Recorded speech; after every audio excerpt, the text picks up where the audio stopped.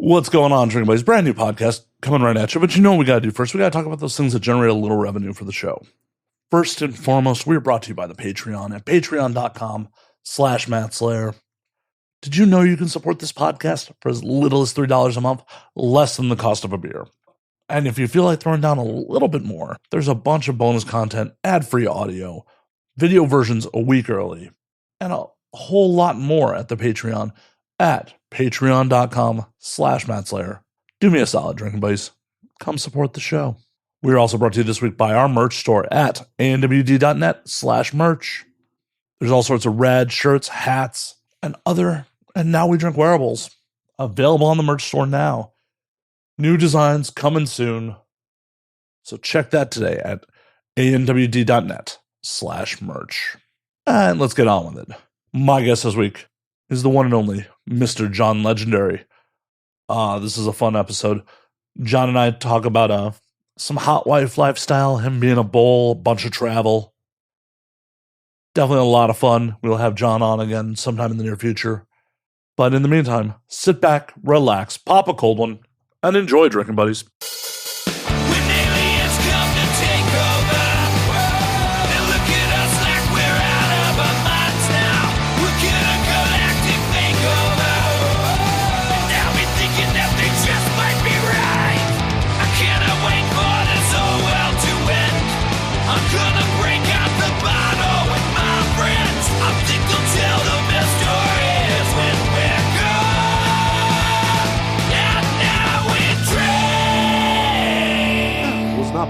It's not bad. What'd you end up doing? I just hung out with some family, ate some mediocre food. Mediocre? Yeah, I didn't cook this year. Yeah, I'm a pretty good cook, so they wanted simple and fun, so that meant me not being in the kitchen all day. So instead, you got stuck with mediocre food? Yeah, and I suffered. But I spent the day on gummies and mezcal, so that kind of helped me coast. It just balanced it out. So. Yeah. Did you know going into it was going to be bad? Yeah, I did. I made sure I ordered some fried fish the day before for Christmas Eve and ate really good the day before. I pretty much prepare my palate for that. Yeah. Oh, that's so rough. Yeah. It's like, got a family obligation. Exactly. It was tough, but I'm glad I had gummies. I mean, it generally helps. Oh, yeah. What did America do before it was legal everywhere? Right. Yeah. I guess they just got drunk. Yeah. That's how I remember most of my family gatherings when I was younger. It's just like, oh, okay, yeah, just people getting fucking wasted. Yeah. It's how we can all stand to be in the same room. Oh, yeah. Did you get any good presents at least? Let's see. I mean, I got a present. It was good. It was a good attempt, I should say. It was a good attempt. Socks? So I'm into BDSM. Okay. And so last year I wanted this vertical chest that was filled with all this like bondage stuff, impact play, whips and cuffs and everything like that. And so my lady ended up getting the chest, but without the stuff on the inside, like the actual toys. I'm like, and I didn't open it up immediately. I opened it up when I was going to use it, like when I was going to do some BDSM content. So that was around March. So I had this scene prepared already. And, I'm about to go check into the dungeon or the hotel or whatever. And I open up the chest and there's nothing in there. And I just looked at her like, really? Like, where's the stuff at? And she like, oh, I mean, it was, the chest was already expensive, I just spent like $1,300 on a MacBook for her, for Christmas. So she asked me this year, what do you want? I'm like, well, it'd be nice to get my chest filled this year, and so, I opened up the gift. I'm thinking it's all the toys and stuff. And it's like a very small subsection of the toys. It's just like like bondage, like ankle cuffs and hog ties. It's just it's no impact play stuff. And so I just like, oh, okay, thank you. A good attempt. So yeah. Is she not into the lifestyle too? Nah, she's not really. She entertains me. Ah, Yeah. that's why there's no impact play stuff. She's just like, Yeah. this won't get used on me if it's not here. Exactly.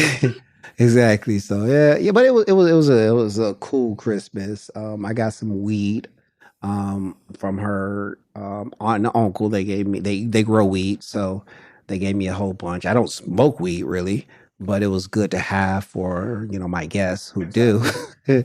Yeah, so it was cool. It was cool. So it was her family that came. Yeah. Oh my gosh. Yeah.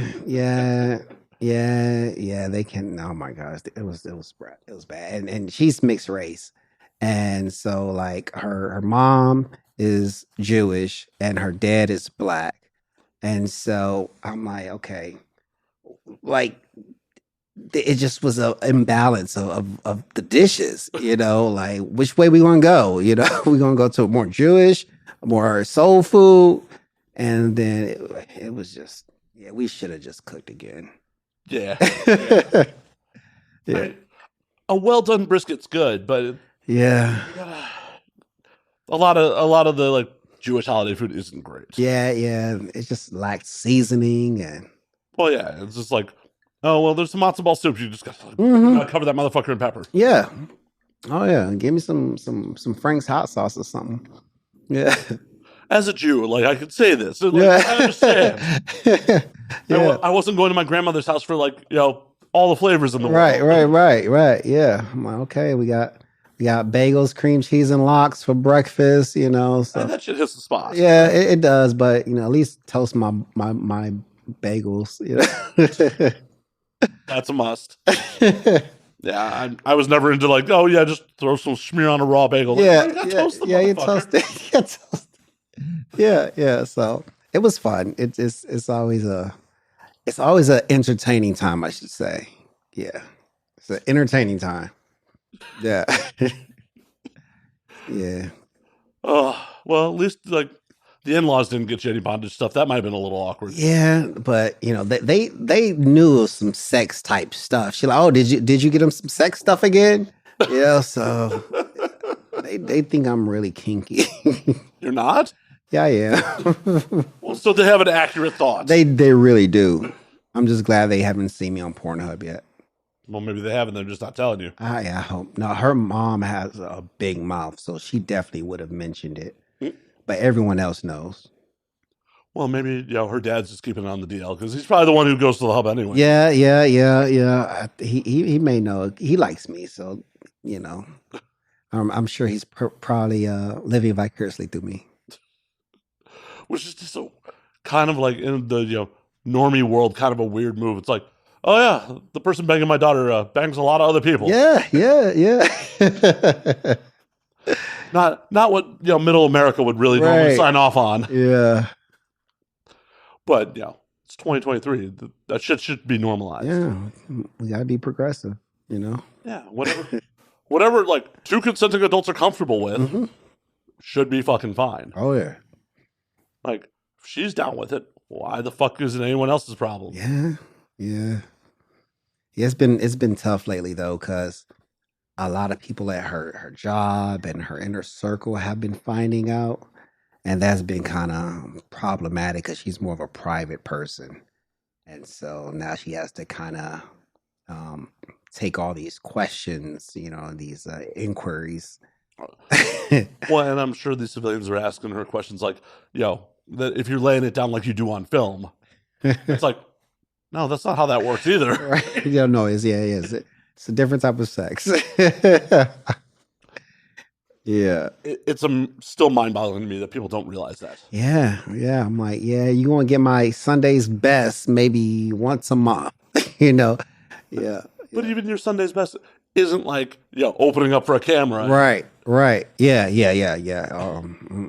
Any other day, you just want to get this good 3 minutes. 3 minutes. Is she ever upset about not getting the Sunday's best all the time? Nah. It's because I have this rule because she likes to have sex at nighttime, and I like sex more in the morning time. But we wake up at different times, so it's usually at night when we have sex. So I'm saying, hey, my rule is if you can get it up, it's yours. So if my dick gets up, take it. I'll just lay down and you can ride as long as you want. If I come, get it up again. It's yours. But I'm not going to be doing doggy style and missionary. I'm not doing none of that after a long days of work. Because I still got my regular job too, and that's I'm working 10 hours there, and might shoot a scene after that. Nah, Get, I got this 3 minutes, this 5 minutes for you.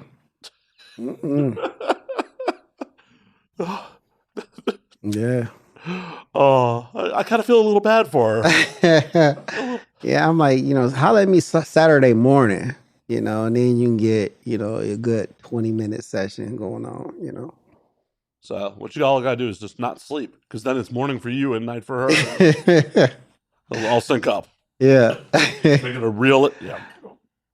Yeah. Just man.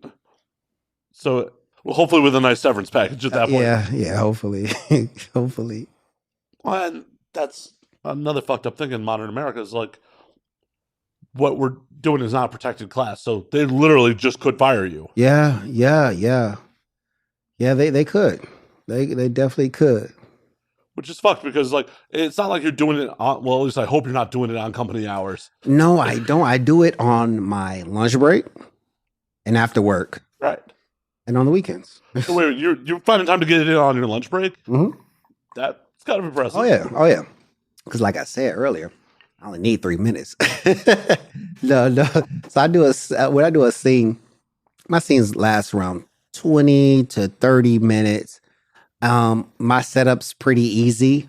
Especially if I've worked with you in the past, then it's pretty fast. We get to the business, and so I remember I had to go away from the house, like maybe 15 minutes away from the house during my lunch break.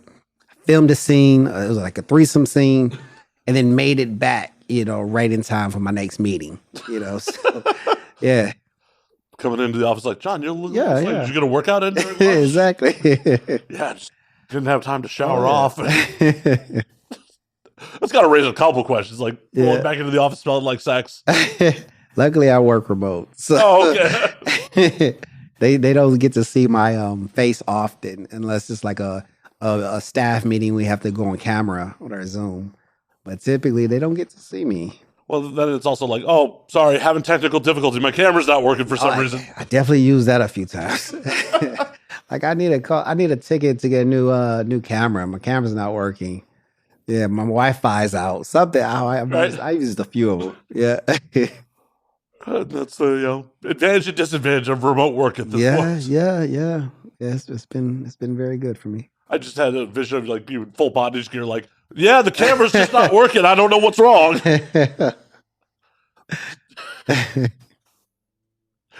Just did not have enough time to change. Right. But it's also the beautiful part about remote work is that like you can live this kind of double life. Yeah, that's if they try to get me to go back to the office, and I put in my resignation letter because I'm not going back into the office. I will only work remote. That's the only reason why I'm still at this particular company, because I'm working remote. But as soon as I put in that resignation letter, they start getting waivers from VPs and everything. Like, no, we want him to stay. And so then I got to stay, and that was last May. So everything's still good. Hell yeah. Well, and honestly, I feel like in the next 4 to 5 years, we're gonna not see anyone want to get people back in the office. It's all because they got these long-term leases. Exactly. Yeah. That and to justify some mid-level management whose whole job was to micromanage people anyways. For sure. Oh yeah. So it's like once those leases are gone, just cut those micromanaging jobs, and because honestly, why the fuck would you want your people to come back in the office? Like, if their productivity is not down, right? Why the fuck do you want your employees stressed out about having to fucking commute to wherever the fuck the office Yeah. is. Yeah. I mean, and you lose time, that commute time, you actually lose that because someone they have to wake up earlier. They have to like basically structure their whole day for that commute. And that's time they could be actually working. You Or know? enjoying life. Yeah. Yeah. Having a little bit more work-life balance. And it's like no one enjoys a commute. No. Like no one enjoys it. So I know people who commute an hour and a half, 2 hours, and it's like you're making people miserable before they even step into the office. Right. And if you're commuting an hour and a half, 2 hours every day, that's a part-time job. Yeah. The week, that is a Yeah. fucking part-time job that you are spending money to do. Yep. Yeah, that made sense in the 90s. Even maybe 10 years ago, that made sense. The internet wasn't there to fully work remotely. But in 2023, Exactly. why the fuck? Mm-mm. And you could definitely measure everyone's productivity. It's like, oh, well, you haven't gotten your job done. Well, that's a problem. Exactly. Mm-hmm. And if you're working remotely, you have a lot less excuse Yeah. to not get shit done. Right. It's more productive, more efficient. You're more comfortable. It's just a lot better. Yeah, and hopefully when those leases are up and like all this office space becomes fucking available, Yeah. they'll turn it into some more housing and maybe the rent will fucking go down a little bit. Because this shit is too expensive out here. You're telling me It's expensive. this fucking town, it's like nowhere else I'd rather live, but whenever I travel somewhere, it's like, oh yeah, things cost reasonable things in other places. Yeah. Oh yeah. Oh yeah. Oh yeah. I mean, I'm from Detroit, and I lived in a lot of different places in the country, and the rent here is just crazy. When I lived in St. Louis, I had a mortgage, and my mortgage was $550 a month.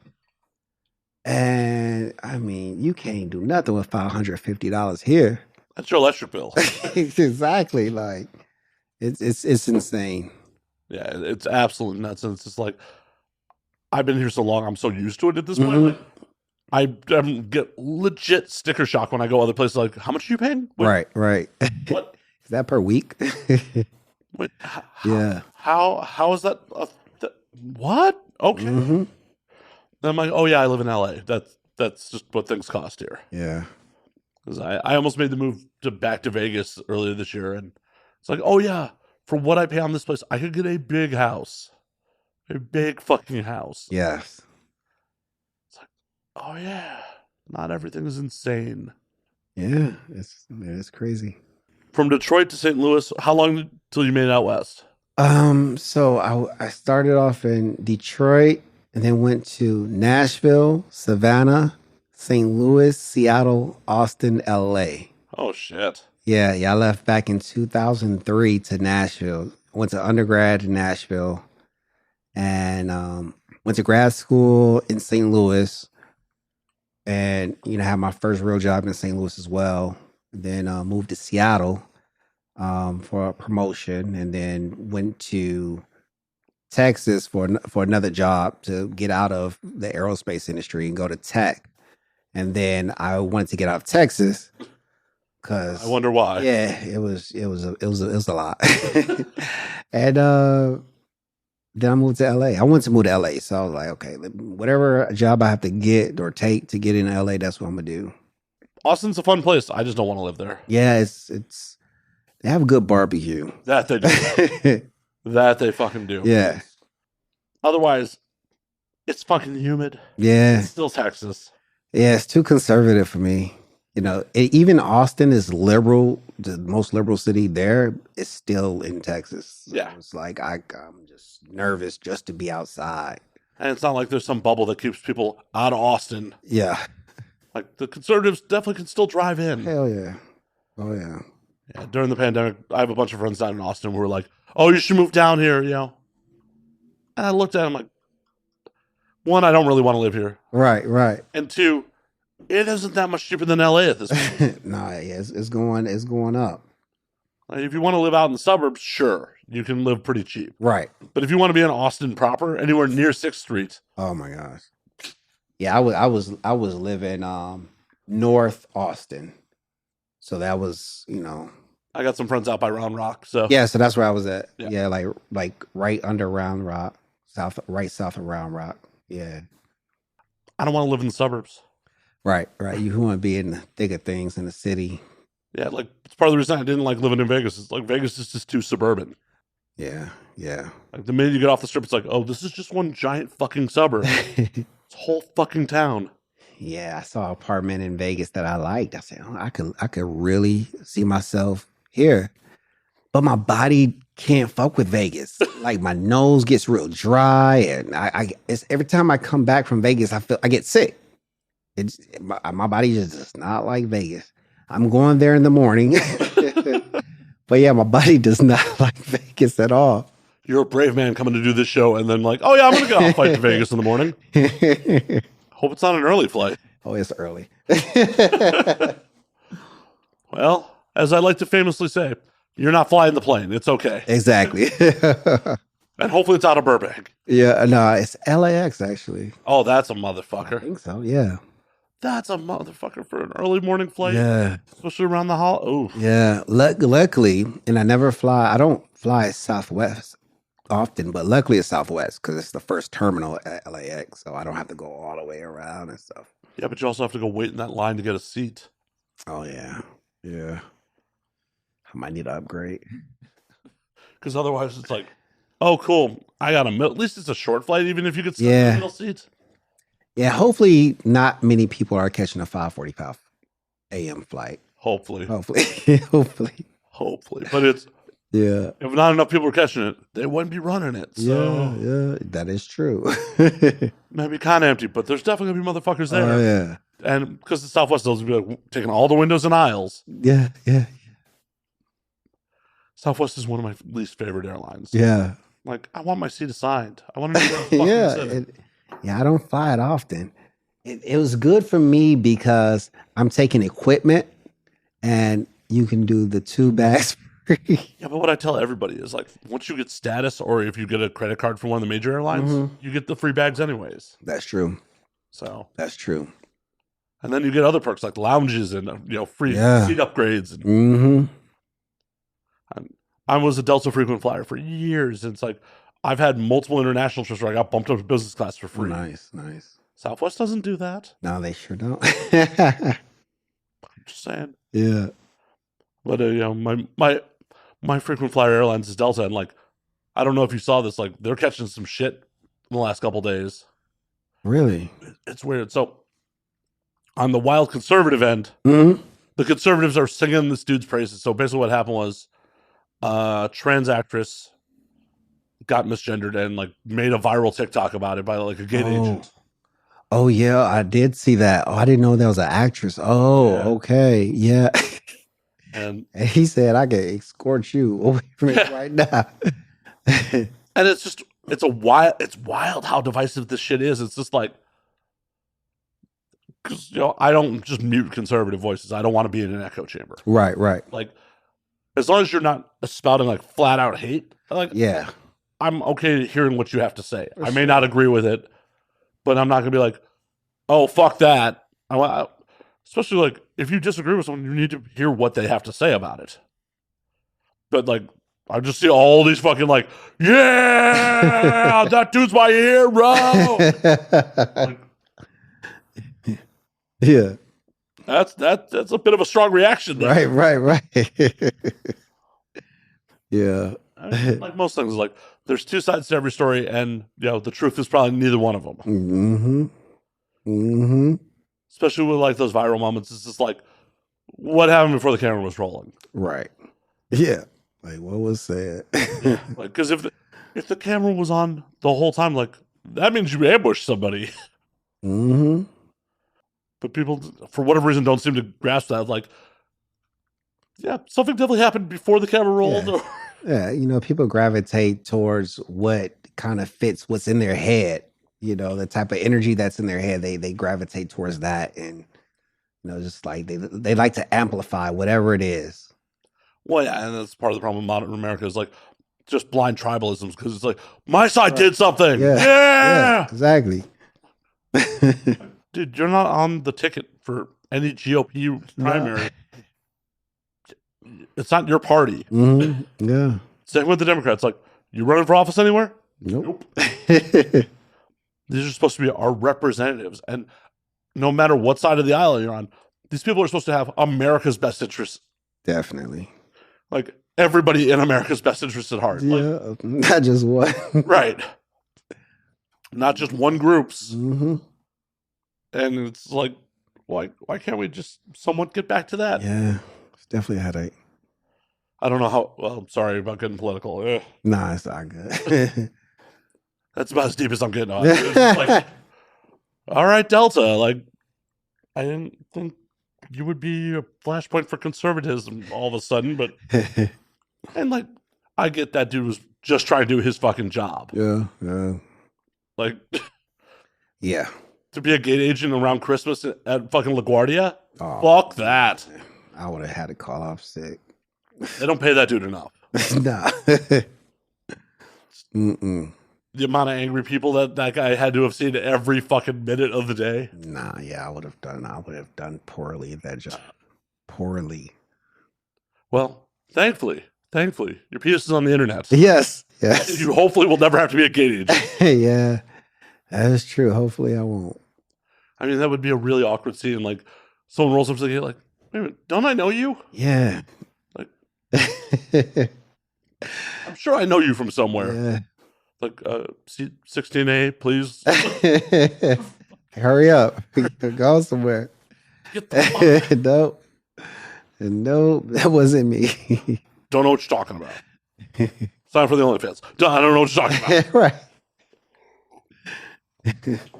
So what are you doing in Vegas tomorrow? Like, I'm doing a more podcast. I'm doing a podcast tomorrow, and I think that's about it. nice. Well, which podcast? Down the rabbit hole. Okay. Yeah. So you're flying to Vegas just for a podcast? Yeah.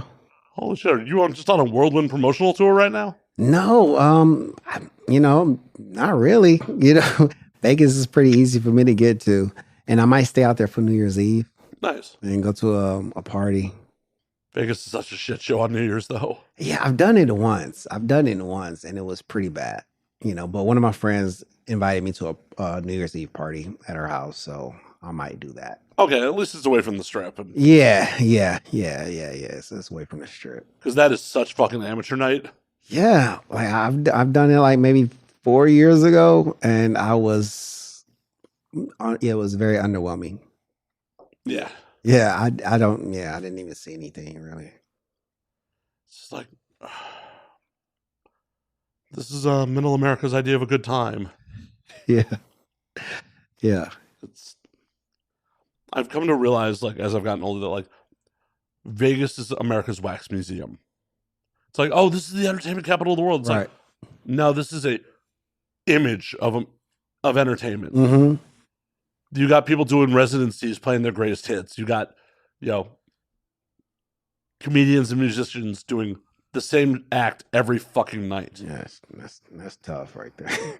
Right. And it's just like, that's not real entertainment. That's Mm-hmm. just homogenized, and it's just like, no one's trying to experiment or create new stuff if they're playing Vegas. Oh yeah. And that's one of the things I love about LA is like, people are trying new shit here. Like, established artists are trying new shit. You got For sure. people like Chappelle who will take over a room in the Comedy Store for 3 hours, like, and just riff and hang out. Like, that's not happening in Vegas. Nah, not at all. Because do you ever get out, like, hit the comedy clubs, all that fun shit? I haven't been in a while, but I used to go. Yeah, I've been to the Comedy Store and Laugh Factory, all that stuff. It's fun. Oh yeah, it's one of my favorite parts about LA. Yeah.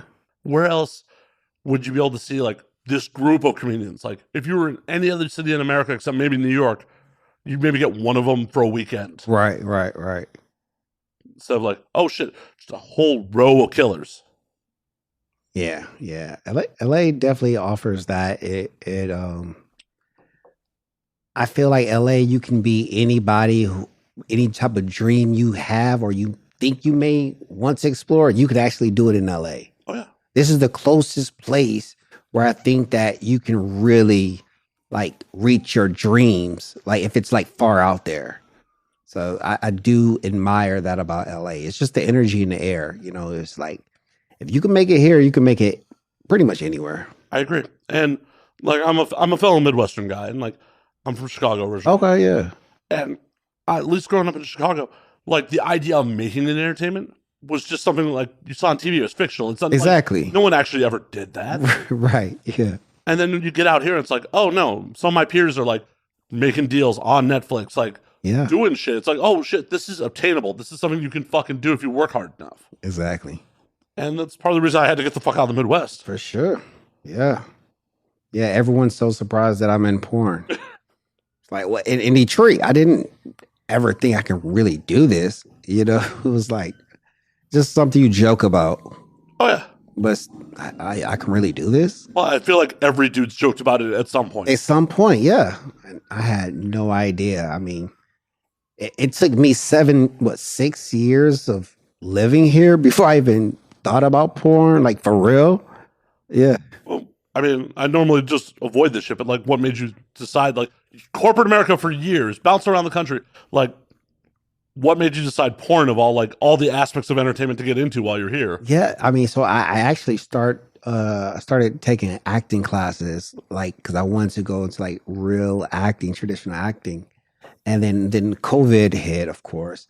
But then I was in the hot wife lifestyle as a bull, and so I was very comfortable, like fucking wives while their husband filmed us, like on camera. So I said, well, if I'm fucking these middle-aged women for free just as my Saturday hobby, can I get paid for fucking hot porn stars? And so I just put in the application to one of the agencies out here, and then like 2 weeks later I was signed. It was very spontaneous. Yeah, that sounds like it. Yeah. And like that's not a typical story because the industry always wants more dudes because there's only like 20 of you. There's only like 20 people that slang dick in this industry. Yeah. The industry always wants more, but like not everyone can do your fucking job. Yeah. It's tough. Reason I've never wanted the job. I'm like, I don't think I can do it. Like I've had sex, like public sex. So it's like, oh, there's too much noise in the next room. It was like, hell yeah, exactly. Mm-mm. Let alone someone who looks like me leaning over you with a fucking boom. Oh my god. Well, everyone wants to go home. Every crew wants to go home. Right. It's like, okay, hurry up. Yes, it's not easy. The noises in the room and people talking about their kids and everything you don't want to hear right now, you're hearing. Yeah. And you're trying to stay hard. It's like, someone shut the hell up, please. Everyone just shut up so I can do my job. Right. You, sound guy. Yeah. Yes. Like, I do not care about your kids. Well, and us as crew are so jaded to what's happening. Right? It's like a civilian would be so excited that there's a live sex show happening right in front of it. Like, us as crew is just like, yeah, whatever, man. Right. A couple summers ago, I was working for Mind Geek, and me and like the lighting guy, like during the sex, we're like looking at the bottom of how the couch was sagging. We're like, we need to replace that couch. Like, there are two beautiful people having sex, like 2 arms lengths away from us, and we're just like, oh, we definitely need to get a different couch. Like, it's so easy to get desensitized to this shit. Yeah, it is. But I'm curious. I want to go back to like the bowl. How'd you get into that? So I was hanging out with one of my buddies in grad school, and we just chopping up, shooting shit at his house, and he had this young lady coming over to his house, and I said, okay, I'll let y'all do y'all thing. I'ma holler at you. And he said, okay, wait, hold on 1 second. And he calls this woman's husband and said, hey, my partner over here, is it cool if he stays? And the husband says, yeah, he's black. He's like, yeah. All right, yeah, for sure. As long as you guys take pictures and videos. And so my boy was like, for sure, easy, done. And so we fucked the shit out of his wife, took pictures, videos, everything, sent it to the husband. Husband loved it. And she leaves. I'm looking at my boy like, yo, what the fuck we just do? And he told me about, there's wives out here that, are shareable. And he started teaching me about the lifestyle. And then a couple years later, um, I went to Temptations. I took one of my buddies there for his bachelor party. I just heard it's like a freaky place to get, wild. And it's a like a topless optional resort in Cancun. And so we go there and I'm seeing all these people with like these pineapple pasties on and shit like that. I'm like, what's this pineapples and shit? What's going on? And I said, something's going on here. The energy was crazy. It was different. Something's going on here. I don't know what it is, but I'm going to find out. So I got back to LA. I started researching more. And I learned that, the pineapples is like a symbol for the swing lifestyle. And then I just start, it was like a rabbit hole. I just start going and learning and everything and start creating profiles on these different swing sites, and as a single male. And then just start meeting unicorns and meeting, couples and, having fun that way. And then start going to interracial hot wife conventions, where we're fucking wives all weekend, So it got wild, it got crazy. I'm curious, with like the interracial end of it, does that shit ever bother you? Like, Nah, it doesn't bother me. So you have like, I mean, you have. because they're effectively fetishizing that you're a black man. Like, that's kind of fucked up. So here's my thing. The only time I don't mind being fetishized is in the bedroom. Okay. Only in the bedroom.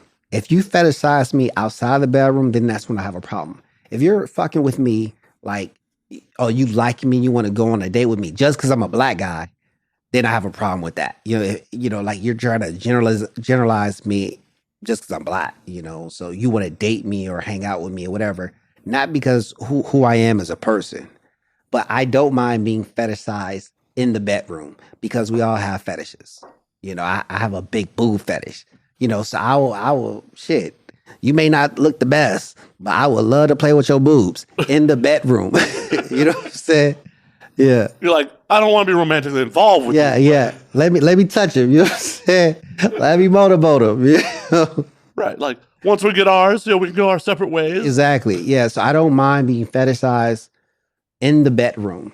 Now you got, fetishizing, but then you also have like this other component of more extreme component of like race play, and so that's more of like an extreme thing, So I don't do much of that, but interracial.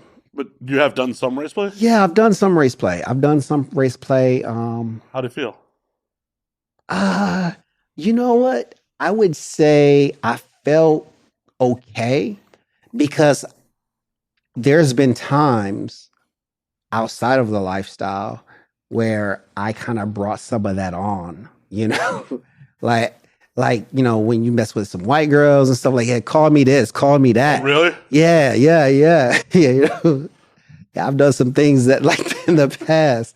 And so, but then it's like, okay, when I met girls outside of that, like like not necessarily in the industry, but more in the content creation, I met people who are into like race play in that regard. I'm like, oh, you kinky, because you like race play, you like, incest play, you like a lot of role playing type of stuff. Yeah, they're going for forceful fantasies and stuff like that. I was like, and I was with this one girl, hanging out with this one girl, and she was just dropping it on me like, oh, I like this. And if you look at her, you would not have known, you know what I'm saying? I'm like, oh, this little Latina wild, yeah, but it's definitely I definitely come across, people who will have a liking for different flavors. Oh, I'm sure. Yeah.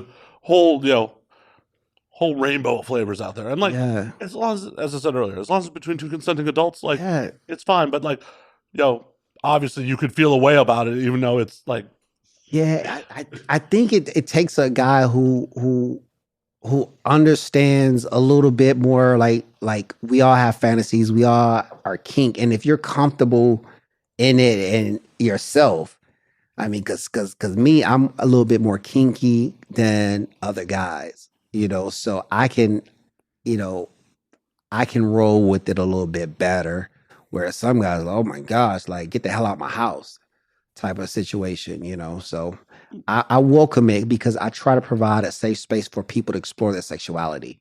Whether it's someone I'm dating, whether it's, someone for the night. A lot of people who hang out with me or meet me, they haven't had those safe spaces where they can explore. They haven't had that opportunity where they can, um, those dark fantasies, they can bring them to life. They haven't had that. Well, and that's a lot of trust to put into someone, like, if you're just doing it for the night. Yeah. Like, I understand, like, exploring with a partner or someone you've been with, but, like, that's kind of bold to, like, especially drop the race play, like, with someone you're with for the night. That could go real bad. It could go really bad really quick, too. Yeah. Yeah, that's something that requires trust. Yeah.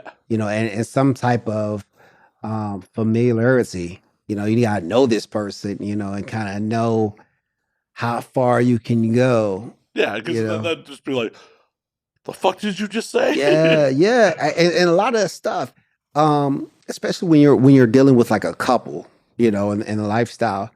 You're like, as a boy, I'm asking questions to peel those layers back. I'm trying to get to know what those dark fantasies are. I'm trying to know, like, what's your boundaries, what's your limit, what's some shit you wanted to do but you haven't done yet. You know what I'm saying? The shit that excites you, makes you nervous as well. So I'm asking, I'm those probing questions to get to know, like, more the psychological aspects of your dynamic. And so I can tell, like, why do you like black men? Is it the color contrast? The darker skin on the lighter skin. What is it? Is it the larger, endowment or whatever? Like, what is it about being? Because some women are called Queen of Spades. Mean they are only fucking black men, regardless if your husband is white.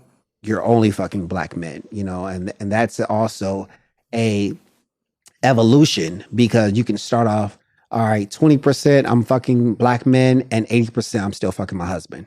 And that evolution sometimes goes all the way up over a period of time to 100% only black men. And my husband gets none of me, So, if the husband's cool with it. Oh yeah. I know some husbands stay locked up in chastity 364 days a year. They only get out on New Year's Day. Yeah. I mean, I'm not trying to, like, laugh at someone's fetish, but, like, that is one of those fetishes I couldn't wrap my brain around. Like, nah. The idea of chastity in general. Like, I've had some doms on the show that just like, oh, I love putting men in chastity. I'm like, you and I would not get along outside in the real world. Like, oh yeah, just no. Yeah, no. Yeah, I'll tell some wives. I say, make sure he's locked up when y'all come over here. And I'll have them sitting the whole time, tied up, locked up. Like, don't even touch a dick. Don't even touch it. Don't even touch it. Because they get excited. Yeah. And want to touch it. And even when it's locked up, want to touch it. Don't touch it. You want to sit and squirm and just enjoy the fucking show. God bless that they're into that. Good. And God bless that you can make some money at it. Like, there's a lot of fetishes I can't wrap my brain around. Yeah. I've learned that it's no point in me trying to wrap my head around it. The only thing I should do is respect it. I don't try to, because I'm not wired that way. Yeah. So I learned it's no point. But I just respect it and try to provide what both of them need. Some like humiliation and, orgasm denial and, this and that. So, yeah. Hey, once again, if everyone's consenting, exactly, and happy, that's all that matters. Oh, yeah. It would be interesting to see if someone does a study, like, how do people evolve to, like, 100%, Queen of Spades here? Like, was this always just buried inside, or was it like, oh, I got bored with my husband over the years? And it's actually most dynamics, especially like cuckold dynamics, it starts off where typically the husband brings it up to the wife. It's hardly the wife that brings it to the husband. It's always the husband. Most of the time, it's the husband that brings it to him. Well, how would you feel about this? and then it's a continual process. That'd be such an interesting, like, to be a fly on the wall to hear that conversation. Because I'm sure initially, even though like they've probably been together for a while and they trust each other with a lot of things, to trust someone with that, Yeah. especially something that society is very much not like accepting of. Like, for fuck's sake, cuck is a quite an active slur for people these days. Yeah.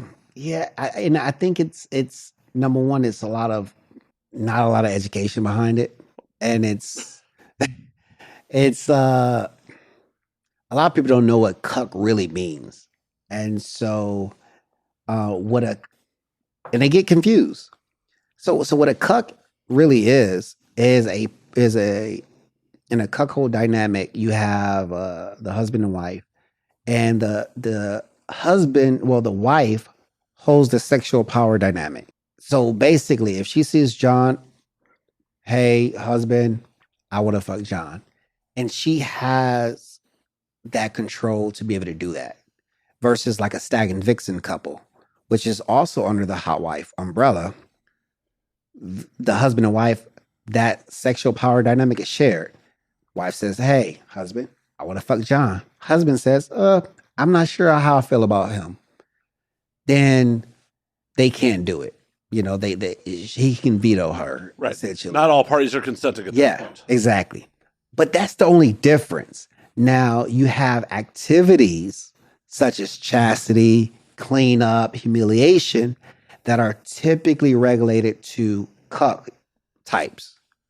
But the activity doesn't determine whether a guy is a cuck or a stag. It's the sexual power dynamic. So you could be a stag that likes those activities that typically cucks do. Like you can be a stag that likes to clean up, or likes to be humiliated, because the only difference between a stag and a cuck is the sexual power dynamic. Who's wearing the pants when it comes to deciding on what we do?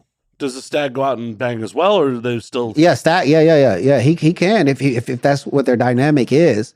Because typically in a stag and vixen, the husband and wife in a hot wifing dynamic, they also play in the swing lifestyle, and they usually full swap. So typically you have stag and vixens, they will do a full swap. Whereas in the cuckold dynamic, he doesn't usually participate as much. Right.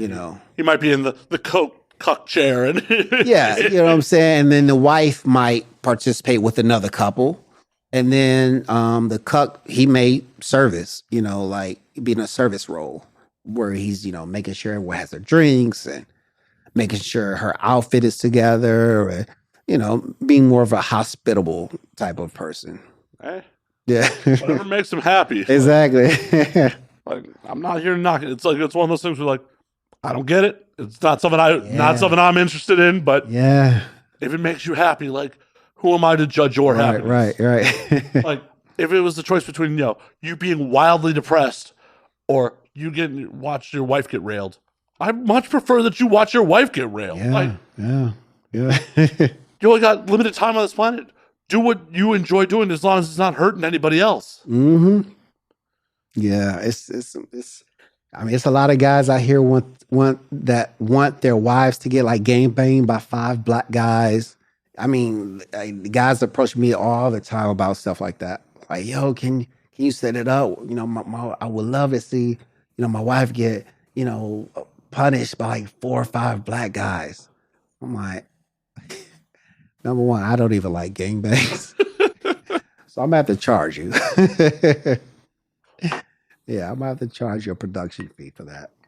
Well, and with a lot of these sessions of you being in the bowl, are you charging for it, or are you just doing it for fun? So when I was doing it, I was doing it for fun. Like anytime someone would ask me to do something in that manner now, there's going to be a fee tied to it. Yes, nothing's for free today.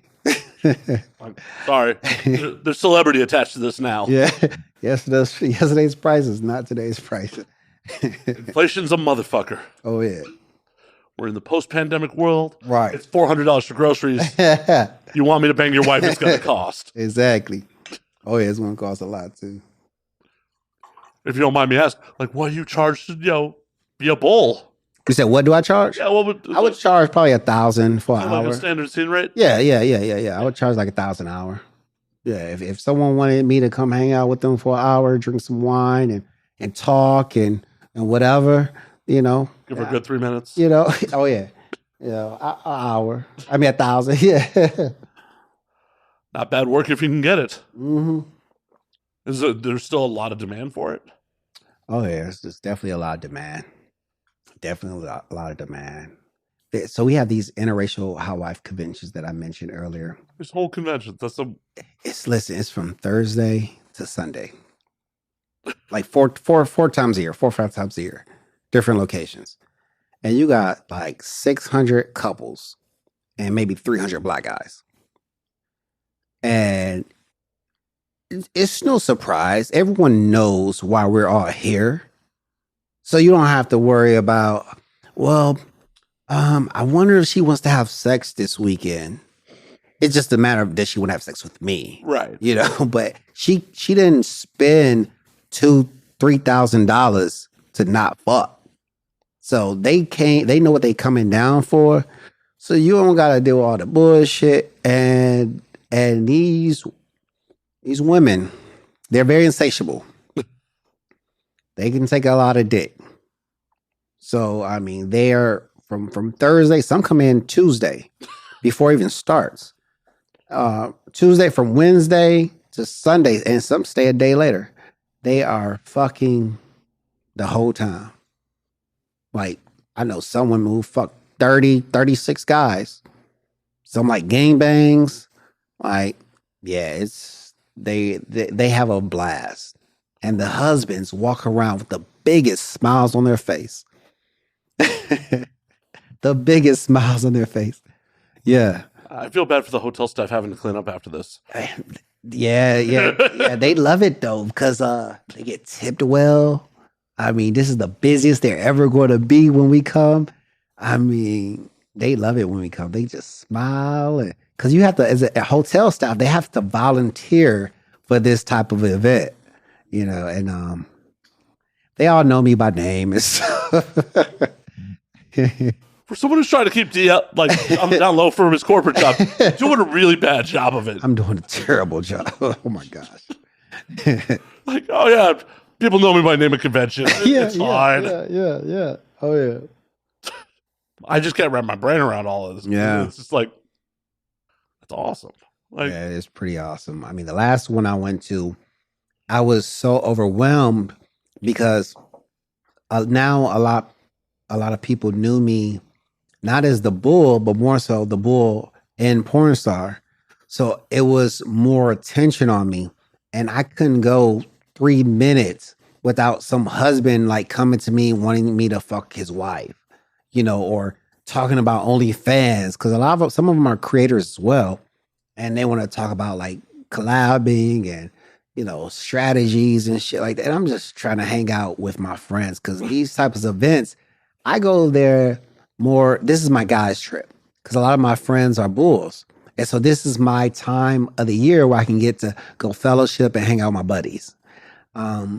It's very overwhelming for me when I go to these events now.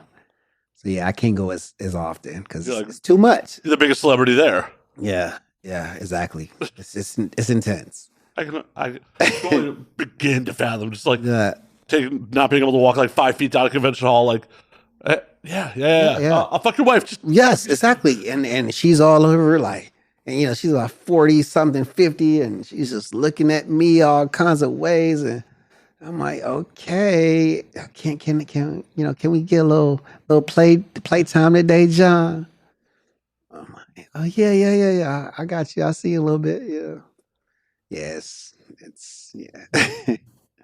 Now, I'm curious. Are you into like the older ladies if like they're not attached to a dude? If you're not just being the bull, like if you were just like, hanging out, would you still be down for someone who's in like their 40s or? Oh yeah. Most of the women I've dated in my life have been older than me. I'm almost 40. So most of my girlfriends in the past have been 6, 15 years older than me anyway. So I'm, I like mature women. I like it. They're more seasoned. Know what to do. Know what they want. Yeah, exactly. Know how to either cook or order good food. So I enjoy older women. Yeah, I don't understand the virgin fetish. Yeah. Oh, cool. I want someone who's nervous and uncomfortable. Nah, I don't want no parts of a virgin. No. I would feel terrible about myself. I would really feel like I am not shit. Have you ever taken anyone's virginity? Yeah, when I was like 16, like 17. Yeah, when it was age appropriate to do so. Right? Yeah, like 17 and I think once was 17 and once when I was 20. Yeah. Yeah, and never again. I don't want that responsibility. The crying and shit like that and emotion. Nah, that's too much for me. Yeah, that's a bit intense. Very intense. And just, I'm assuming they weren't great lays. Nah, that was terrible. Shit, tight as hell. I mean, some tight is good, but too tight, I get floor burn. That's what the chafing happens. Nah, fuck that. Well, it's just like, I'm sure they're not going to be able to relax and actually enjoy it. So it's not fun for really anybody involved. You can just say it happened. It's like, cool, this happened. Yeah. No, thanks. That's why I don't get people on the internet who's like out here slut shaming people. Like, no. I want someone that knows exactly what they want, isn't afraid to say it. Right. Because who gives a fuck how many bodies are on somebody? Oh, yeah. Give me a slut. Right. I want a slut. Because once again, as long as nobody's getting hurt, who gives a fuck? Yeah. Like, if you're not, neither one of us are transmitting diseases to each other. Facts. And, we're both consenting. We both know what this is or what it isn't. Yep. Who cares? This shit ain't Everest. I'm not planting a fucking flag. Nah. Even if it was like a more typical dating situation, statistically, there was someone before me, and there's probably going to be someone after me. Definitely.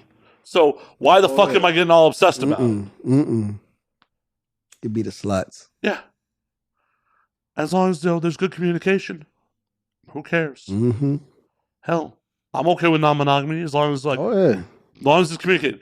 Cheating only hurts because of the betrayal, not the physical act. Right. Oh yeah. Yeah. As long as we're both honest about what's going on, who gives a fuck? That's true right there. But for whatever reason, there's like all this culture of like, oh, you got to get a high value woman with a low body count. Like, get the fuck out of here. Shit. And if you do that, the sex is trash. Right. I've had some of those. The sex is trash, like terrible, like beyond terrible. I've dated women who have not had sex with many men or they've had sex a lot with the same man, and the sex is always trash. Like, give me a whore, please. Well, it's like, cool, you look good on the red carpet with me, but like, when we get out of here, like, 100%, like, give me someone who's willing to embrace life, right? Who's not willing to be like tied down by like, oh, what would society think of me for having all this sex? Yeah. Yep. Not the fucking Middle Ages. Like, I said this on a podcast recently. Like, slut shaming and like being whorephobic in the olden times made sense. Like, there were diseases that would kill you. Yeah. Right. You don't want to die over a piece of pussy. Nah, you sure don't. And like, you couldn't determine patronage. So like, yeah, the risk of pregnancy, like you may get stuck with some other man's child if you're with a promiscuous woman. Right. We have tests. We have penicillin. Oh yeah. There's no reason to worry about that shit. Right. Hell, we're around the same age. You probably had sex ed in the 90s where they're like, if you have unprotected sex, you will die of AIDS. Like, yeah. AIDS ain't even a death sentence anymore. Not that I recommend go get AIDS. Yeah, don't sign up for it, but if you can, yeah. If you're unlucky enough to catch it, it's not like, oh my God, you're just gonna fucking For die. sure. Yeah. Science is a lot better now than it was in the 80s and 90s. So that's good. But, Yeah. Yeah, the 90s sex education was a trip, like Yeah. in retrospect, because it's just like, oh, if you don't put on a condom, you're going to die. You're going to die. like the next day. Yeah. And, I've definitely told this story on air before, but like the first time, like I had unprotected sex where like the shit broke. Yeah. And, like it was just like, oh God. Well, but like the first time I had intentional unprotected sex, like I didn't handle it well. Like my brain, I just kind of freaked out because I was with a girl I was dating for a minute, and like we're messing around. She's like, just put it in. Yeah. And, in the moment, be like, yeah. Right. The minute I popped, I'm like, oh my God, what have I done? Yep. Yeah. Oh yeah. What have I done? Oh, I'm gonna die. Yes. Yeah, I just thought I was going to get someone knocked up the first time. I swear I got this girl pregnant. I'm like, man, I got this girl pregnant. She's a hoe. But when you're 18, it's not, you shouldn't be a hoe at 18. You know what I'm saying? Because it's like, how much have you been fucking? You're only like 17, 18 years old, So your body count, shouldn't be, over 50, at 17. You know what I'm saying? Yeah. So yeah, I thought I had a baby by a hoe, but luckily she wasn't pregnant. But that's the thought in my head was I got a hoe pregnant, And where would your life be now if you had? Yeah, it would be terrible. It would be terrible. I'm still in Detroit. Definitely still in Detroit. Yeah, definitely still in Detroit. Probably being a mechanic. Yeah, I'll probably be a mechanic. Yeah, because I wanted to be a mechanic. But my mom wasn't having that. She didn't want me to be a mechanic. Wow, there's good money in being a mechanic. I know. That's what I thought. It was like, back then it was like $35 an hour. I'm like, oh, that's good money. Back then in the 90s. Oh, yeah. I'm like, oh, you can make $35, $50 an hour. Oh, that's great. Especially Sign me up. Hell yeah. Sign me up. Well, she wanted me to go to college, so. Should have just gone to automotive school. Yeah, I was in a program and I was learning auto service and everything. And she found out. And she's like, nah, you can't do that. So she made me get out and go into computer aided design. That's how I got into engineering. Fucking playing around with AutoCAD. Yeah. Which is funny because like my family was the opposite. Like my grandparents were like, oh, we'll pay for you to go to school if it's trade school. They're like, there's always money in the trade. But I also come from like 4 generations of like working in heating and air conditioning. Okay, yeah. So they're just like, no, we don't care if you get into the family business, but you need to go to trade school. Right. I'm like, nah, I'm cool with that. I don't want to be playing around with other people's shit. Except occasionally cleaning it up on set, but that's a different story. That's a different story. But it's wild to like the weird like familial expectations of like, oh no, this is what you have to do with your life. Right. Isn't it my life? Yeah. It's how it is. It's crazy. I told my mom, I'm like, hey mom, I was on a show on HBO Max. It came out on the 7th. She's like, oh, for real? Why you didn't tell me? I said, well, I kind of forgot that it was coming out too. And she's like, well, now it's over. Now I can't watch it. I said, Mom, well, today you can like stream shows. So you can watch it anytime you want to. I like, do you have Max on your TV? She's like, no, I don't have Max. And then I said, okay, well, it's okay. I have a subscription, so you can just log in under my username on your computer. She's like, okay, well, that sounds like a lot. So let me think about it. I'm like, okay. Like, for me, if I had a son and they told me that that they were on like TV, like Max, HBO, I would be happy and excited, right? Yeah, my parents are a little different. Yeah, I mean, I feel like that whole generation's like, and then part of what I'm a little afraid of getting older is like, is that eventually going to be us? Yeah, right. There was a point where they were young and cool, right? There was a point. Yeah. Like, I know my old man, like, I didn't get along with him, but like, told stories that like in like the 60s or 70s, he used to be like a door-to-door salesman selling Cutco knives, and occasionally would trade sex for knives. Oh shit, that sounds awesome. It's just like, oh, you weren't always lame. That sounds pretty awesome. Maybe a little problematic under current light, but it's different time. Right. You can't examine, back in the day under today's world. Like, Yeah.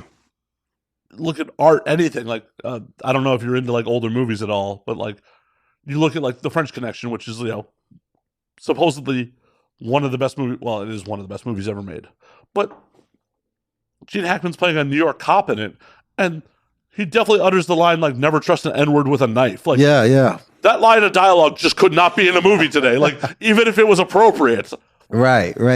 you could not have a white cop utter that line. Exactly. Especially in a movie that got Oscar nominations.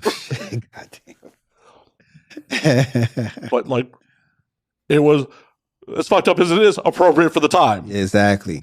Oh yeah. I mean, even like some of the comedy, if you think about like the comedy, like like Bernie Mac, back in the 90s. Oh yeah, that shit is not appropriate today, but it's so good. I still laugh at everything. We've definitely. I don't know if we became more sensitive, but we've had to adapt and I don't know, maybe grow or progress or whatever adjective you want to use. We've had to change. Well, I think it's an evolution. Yes, exactly. It's with that evolution, they just can't go back and be like, that was wrong. Like, you say that's wrong, but you can't like hold it under like the light of today's like standards. Right. Because back then it was normal. Yeah. Like, movies in the 30s, just slapping around your wife or like the mistress. Yeah. Like, that's what happened. Grandma probably took a hand or two in her life. For sure. Hell, what year did like most states outlaw like actual like spousal abuse? Yeah. Like that shit was, I'm pretty sure it was legal to hit your wife for sometime into the mid 1900s. Had to be. Like, I'm actually about to Google. Like, right. It had to be. I mean, yeah. I mean, I don't even know the laws today. Like, is it? Can you still hit kids today? Probably not. Okay. I mean, they're probably smart enough to like call DCFS on you. Yeah. I definitely used to threaten my mom.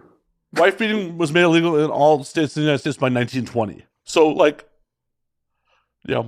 my grandparents were born in the early 20s. They're not with us anymore, but like they were born in the early 20s. So like my great grandparents legitimately could have been fighting and perfectly legal. Oh yeah.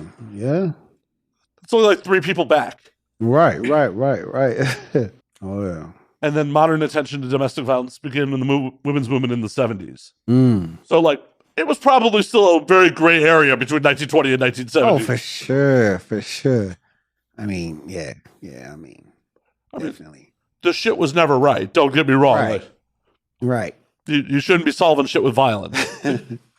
But to look at art from that time that captured that moment in history, to be like, oh, that should have never been committed to film. It's like, but no, this was the reality of life at the time. Yeah, and people relate to it. I'm sure they did because they wouldn't have been making it. Right. People aren't here to like just tell fantastical stories that like people don't have any connection to. Right. For sure. Yeah. It's just a weird part about like art and evolution, and just like you look at even stuff in the last 20 years, like look at the difference between like comedies and shit like that from like the early 2000s to now. Yeah. You definitely gotta be mindful of what you say today. Yeah, you get canceled so quick. It bothers me. It really does. Because a lot of shit people internalize because they're the player character in their game. So when something says that doesn't jive with them, obviously that was intended to offend me. Right. Yeah. And there's definitely shit that people should be taken out of the public life. Like if you're out here being Harvey Weinstein, you should not be out in the world. Nah, yeah. You need to be confined somewhere. Yeah. Right. But if you're canceling people for jokes, right. like I don't care for like Matt Rife's opening bit from his special. Like, Okay, yeah. I didn't particularly think it was funny. Yeah, I didn't think the whole special was funny. I didn't even get that far. Yeah. I didn't finish it. Yeah. But do I think the man should be canceled for it? Nah. No. Vote with your fucking wallets. Don't support his special. Yeah. Don't go see him perform. I thought he was funny as hell at AVN though. I didn't go to the award show. That's why I watched the special, because I saw him at AVN. He was like one of the hosts or whatever. I was like, oh, this was funny as hell. And I usually don't find a lot of like white comics funny. I don't understand the humor most of the time. So, but I thought he was funny. But then like his show on Netflix, I was like, all right, come on, where is it at? And it never got there for me. So yeah, so I didn't think it was that funny. And that is absolutely your right to. And that's all of our rights to be like, yeah, I don't appreciate this art. Just because you don't care for something doesn't necessarily make it invalid. Exactly. And that's what I feel modern America and most people are fucking missing. Like, yeah, man. It shouldn't be like, oh shit, I don't like ketchup. No one can have ketchup. Right. Yeah. Like, just don't have ketchup then. How is that such a difficult concept to grasp for so many fucking people? Well, I have this theory, and I think this kind of solves it or sums it up. I feel like 70% of the population is dumb, and 30% isn't dumb. And I think that's what it comes down to. Most people are dumb. Oh yeah, well, and ignorant. Well, and like I like to point out to people all the time, like, if you feel you're of average intelligence, that means there's 50% below you. Yeah. And that's if you just feel you're average. Yeah. I mean, anytime I look at like social media and like read comments, I'm like, you can't have like an average intellect to even like conceptualize what you just typed. Like it's mind-boggling on the shit I read or see. It's kind of disheartening, because like, where the fuck are we going? No, we're good.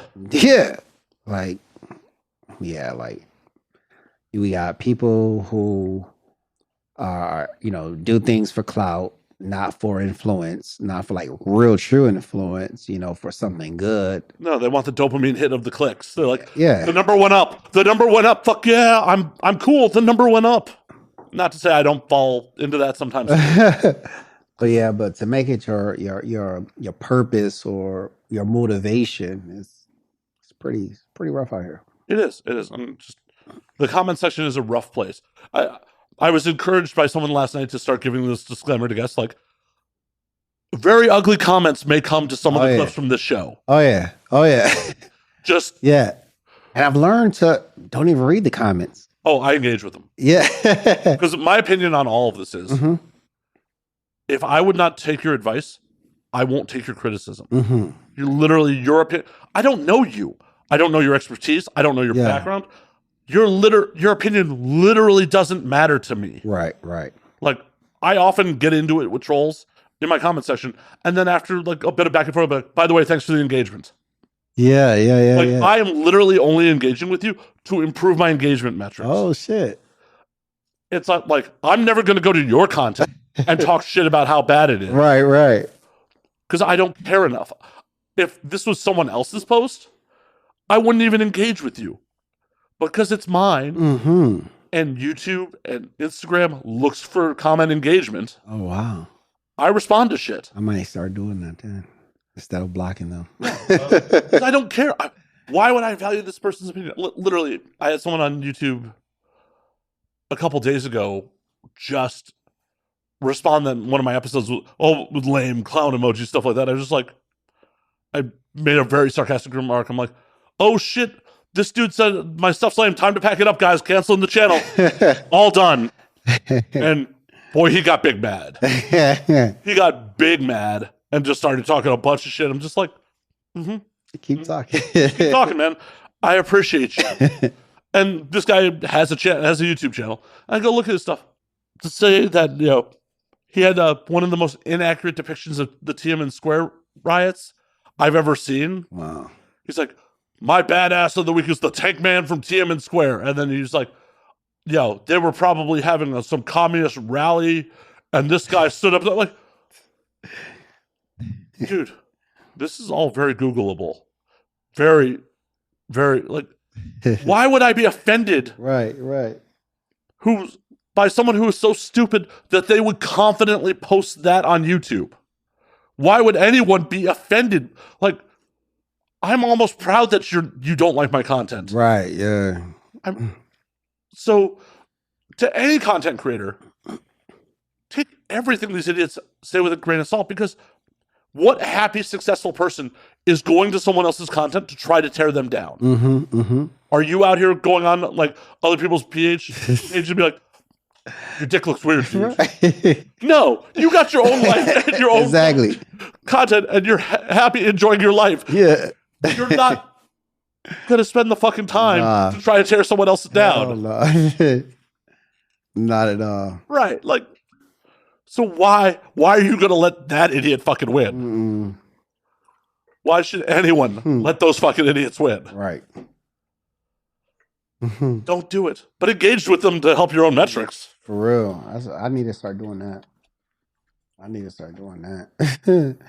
I usually block them. At least in my own personal experience, like, it was a muscle I had to develop. Because initially, like, when I first started making content, I just wanted to fight people. Right. Like, oh, you're going to come for me? I'll come for you worse. I could be a lot meaner than you are. Yeah. I'm an internet kid from the 90s. Like, I could come rough.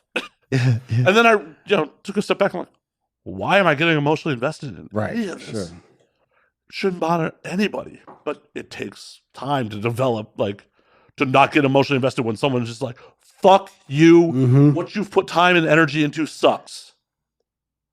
What you have spent your life working on, it sucks. Yeah. It's horrible. It's bad. Right. And I feel strongly enough about this that I'm going to say it on a public forum. Internet culture is wild. It is, man. It is. Shit. If they see you in person, that energy wouldn't be the same. Oh, 100%. 100%. No one's gonna say that shit in person. Hell, and I hear stories from other people, like some of their biggest trolls, like in person, are like, "Oh, I was just really saying that to get attention. Like, I love your work." Like, and that's the weird double-edged sword is like, especially with a lot of creators, the compliments and shit like that get ignored. People don't respond to like someone at mentions you and like, oh, I love this scene. I'm just like, well, I'm sure internally you're like, that's awesome, but people don't spend the time to respond to that, right? Acknowledge that. But you're like, oh, your dick's weird.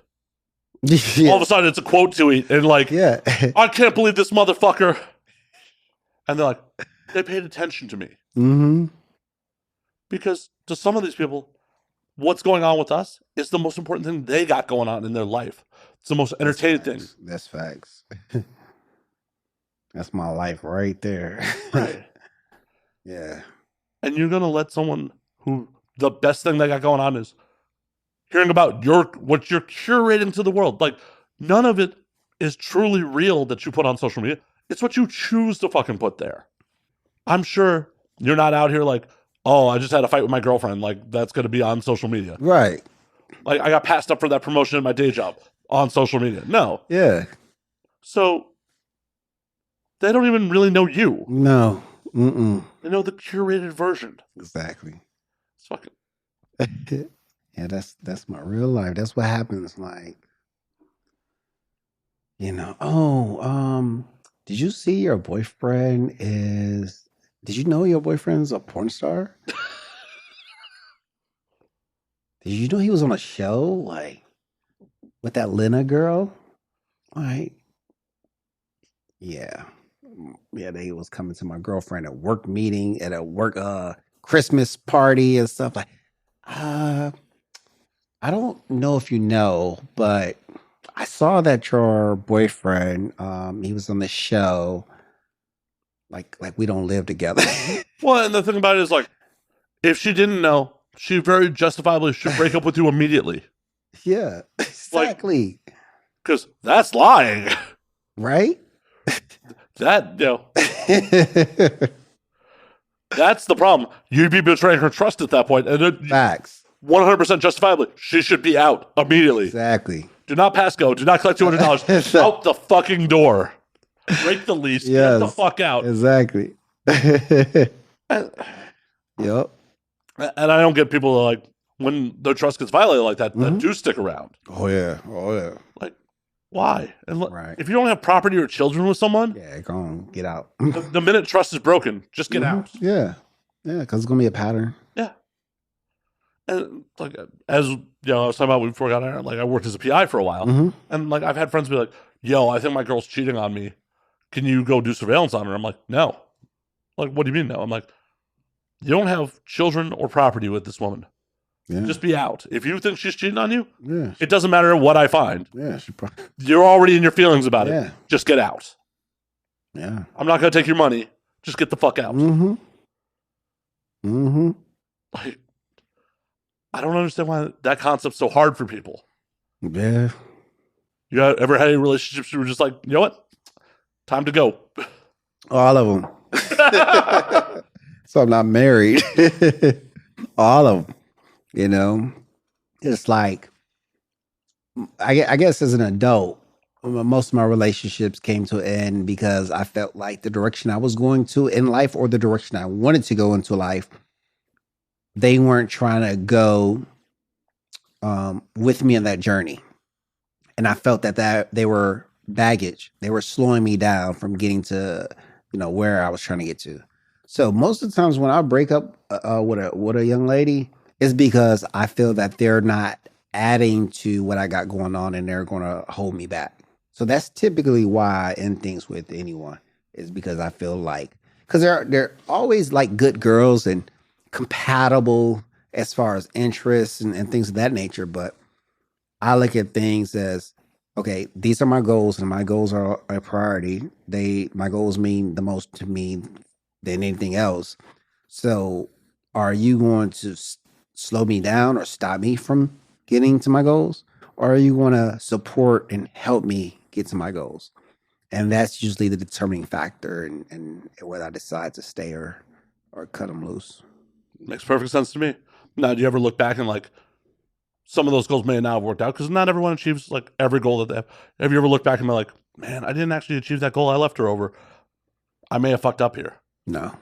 Not once. All right. Not once. I look at all my ex-girlfriends, and they got kids, they're married, they got that white picket fence that they wanted, the same white picket fence that I did not want, and they have everything they wanted, and I've been living the life that I've wanted. So it worked out like I thought it would. But I can't think of one girl that I was in a serious relationship with where I said, you know what? I wish we can do a redo or a second chance, or, well, she only has one kid right now. I could be a stepfather, if her current situation doesn't work out. No, I don't say that. I'm like, well, I was right. Fair enough. I was right. Yeah, it hasn't happened. It hasn't. In my life, there's been like one where I look back on like, oh, my life would have taken a wildly different course if I'd stuck around. And it's like, I guess it's just a moment of self-reflection where it's just like, oh, would that have been a better life? I mean, I'm here now. I like what I'm doing, but it's like, would that have been? I think it's just a case of like, the grass is always greener on the other side. Mm-hmm. Yeah. Where it's just like, I don't know. As a content creator, there's always times where it's just like, oh yeah, am I making the right choices? Because right. We're all fucking, there's a blueprint, but there's not like, a fucking hard and fast path in any of this. Yeah, for sure. So it's just like, oh, that would have been like still working in a corporate job. The stability you were talking about earlier. Yeah. Like, oh yeah. Like that chick would have been, oh yeah, part of like the stable, like Midwestern value plan. Definitely. And it's just also 10 plus years removed from it. Like, oh, that might have been okay. And no, like if I'm honest with myself 10 years ago, like, no, there's a reason I was miserable. And I'm like, I need to get the fuck out of Chicago. Yeah. Yeah. It's no way in hell that I could be with any of my exes and do porn. There's no way in hell. I would not became John Legendary if I was married to one of those girls. There's no way in hell it would have happened. I mean, I would not even been able to really find myself and understand myself. I mean, even in like the kink community or the lifestyle community, I would not have been able to do any of that type of stuff. Cause the shit I was trying to do with them back then, I couldn't even do. You know, it was like so conservative and it's like shit. Can I get a threesome? Maybe. I can't even Please? get that. You know what I'm saying? So it's like the most I can get is head while I'm driving. You know what I'm saying? I mean, that's never a bad thing, but it's also like, Right. this isn't all that exciting. Right. I got head while we was in an airplane. I think that was maybe the pinnacle of our relationship. But yeah, it wasn't having threesomes, and having threesomes are so much better. This relationship, Yeah. threesomes. Yeah. I mean, I love threesomes. I mean, I'm assuming your current partner's down with that? yeah, she is. She's down with it, but when it's threesomes are so challenging though when you're not doing it with porn stars. But the porn stars threesomes are so seamless and easy. I mean, because you don't have to care. You don't have to care about what am I giving her enough dick? Is she getting too much dick? It's like you just fuck. You just do what feels natural. But when you have a partner, I mean, I'm in my head. I have to think more. Like, okay, well, she really doesn't like girls as much. So she wants dick. So I need to make sure I'm giving her enough dick. Can't give the girl too much dick. But am I eating this? Am I eating her pussy too long? All right, maybe I need to switch back. It's like you got to make sure that your lady is made a priority, the number one priority in this whole thing, and so it's definitely something you have to be mindful of. Pay close attention to. As the old saying goes, come in the one you love. Yes.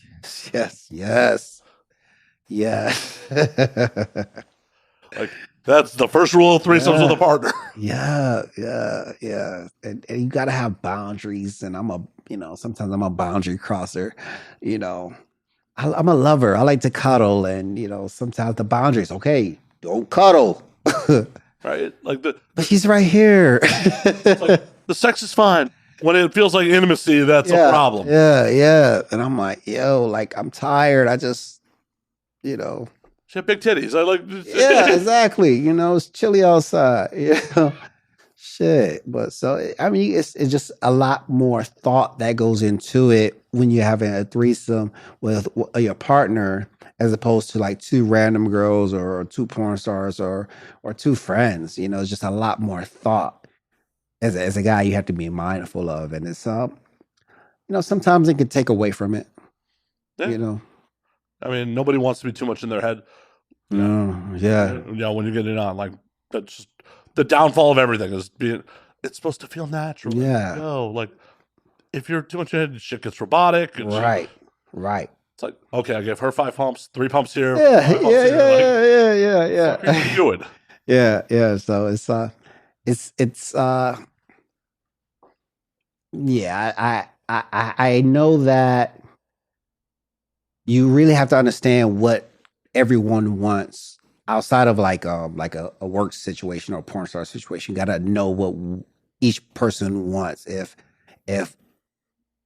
I'm having a threesome, if I got two girls that's down to have a threesome, I got to make sure they're both into each other like a lot, because then I just become a cherry on top. Right. Or I could just come in, do my little thing, and then step away. So if they're into each other like that, great, then that's great. But if both of them are not into each other that much, but they're both into me, then it gets a little bit more problematic. So I love it when they're more into each other than they are to me. Yeah, because I don't want to be the focus. Right. You don't want to be the piece of meat the dogs are fighting over. Yeah. Because then I'm going to hear it on the whole way home. in like the threesome situations in real life, you ever had like a sit down like consent talk like you would on set these days? Like you ever like, okay, so what are the rules here? What are you guys cool with? In personal sex, though, hell no. It's just if I'm with my lady, and let's say it's just a random girl, then of course I'm wearing like a condom. Right. You know what I'm saying? But if it's like, if let's say if it's someone in the industry that's like, okay, oh, we all tested. All right, everybody tested. All right, cool. You know what I'm saying? Then it's a lot easier. But I think you just gotta, we may have like a pre-talk, pre-conversation on the way there or whatever before someone comes over. If they're like in the industry or not in the industry, it's like, okay, well, oh, you don't have no condoms? I got some here. Oh, I thought you was about to put it in without no condom. What you doing? You know what I'm saying? Like that type of stuff. So I know not to, it's all about having that trust. Oh yeah. Yeah. Even when you're having a one night stand, you got to have some sort of trust. Like some, yeah. Some. In theory, you're gonna be in someone's house in most cases, and like alone with this person. Like there's got to be some sort of trust. Yeah. Oh yeah. Mm-hmm. But there's also been moments where like we've all thought with our dick and probably put ourselves in some risky situations. Like, oh, that might not have been the smartest person to fuck. Yeah. Yeah. I mean, fortunately, being in porn, I don't even have sex with women that's not in porn. You know what I'm saying? Outside of my girl, like. But before, I was very promiscuous. You don't say. I don't know what you're talking about. Definitely not on record about that. So yeah, I used to. Yeah. So yeah, I made a lot of dumb decisions. Well, I think most people have. Mm-hmm. Even smart people make fucking dumb decisions. Yeah. Oh yeah. Because sometimes it's just like you do it for the story. Yeah. And the release. I've definitely had orgasms for both reasons. It's like, this is probably not where I want to be, but I'd like to get off, and this was very little effort. Yeah. She's here. I'm here. We're both here. She's throwing it at me. Yeah. Okay. She's okay with the 3 minutes, Right. Yeah. There's definitely been times where it's like, second I pop it, like, oh, that was a mistake. That was a mistake. Yeah, I could have kept that one. I could have did that one myself. Yeah. Or just the consequences after the fact were just like, oh, that was, fucked a girl I was seeing's roommate at one point. And it's just like, at that girl's birthday party. Oh, yeah. It's like, this was probably a mistake. But the birthday girl's like, we had an open thing. So she's like, oh, I'm going to try to get it in with someone else tonight. I'm like, all right, cool. Yeah. I'm not mad at that. And I was just going to like go off to bed. And her roommate's like, want some company? I'm like, sure. Hell yeah. And then, that caused drama. Oh, shit. Yeah. I was like, that orgasm was not worth the drama. Or shit. There's someone else I was hooking up with for half a minute. And like, she's friends with another like friend of mine. And she's the girl I was fucking like really not happy with me. So like I can't see my friend now if like that girl's around. Oh damn. It's like I would have kept it in my pants. Right, for sure. Like it was fun and all, girl, but not worth that. Not at all. Not worth having to have drama every time I want to hang out with somebody. Hell yeah. But I feel like every dude's had some sort of situation where like that was just like, oh yeah, I've had many of those. Tell the class. It's just not worth it. Yeah, but I don't think you could tell a young dude that. Nah, they got to find out for themselves. They think they're smarter than everybody else. I know when I was 18, I thought I had the world by the balls and I knew everything. I know I did. 20 years later. Yep.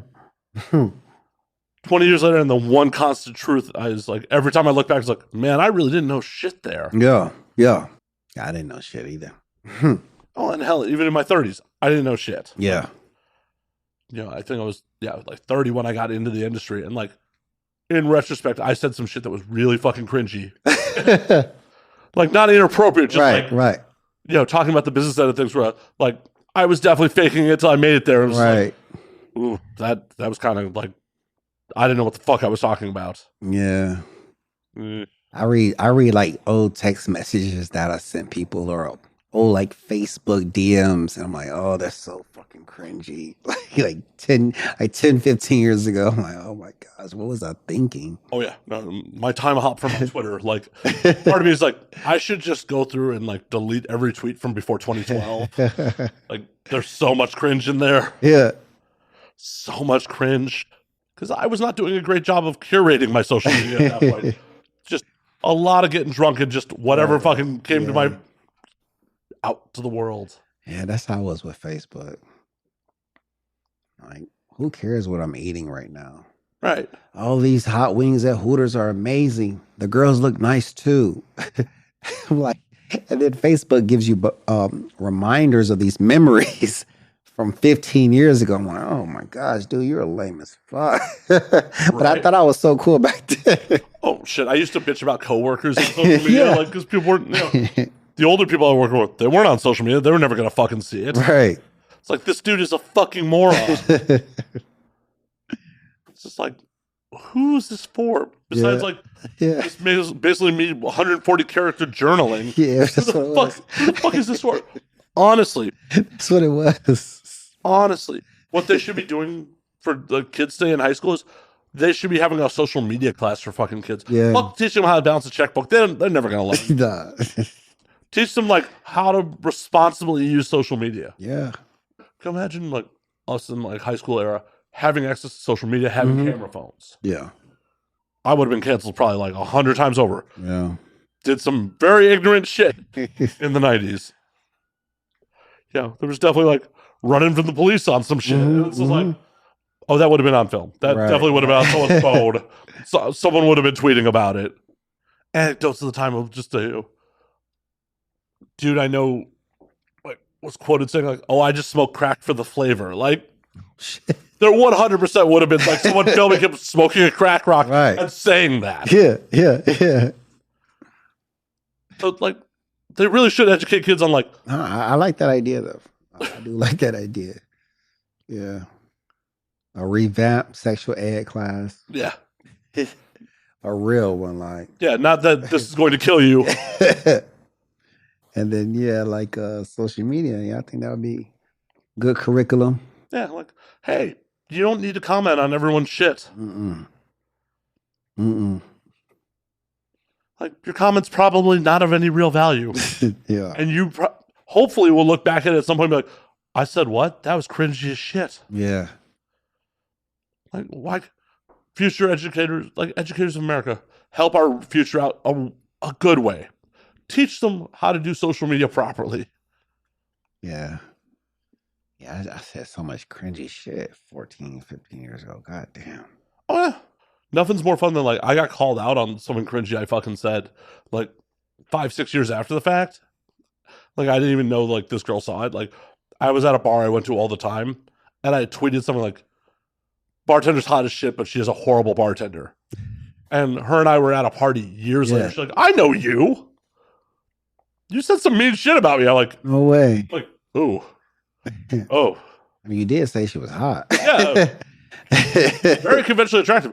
And also just really bad. She was a bad bartender. Thankfully, she's not a bartender anymore. But like, I ordered the same thing every time I went in there, multiple times a night, and would get, go up for, another round and be like, what were you drinking? It's like, I'm in here multiple times a week.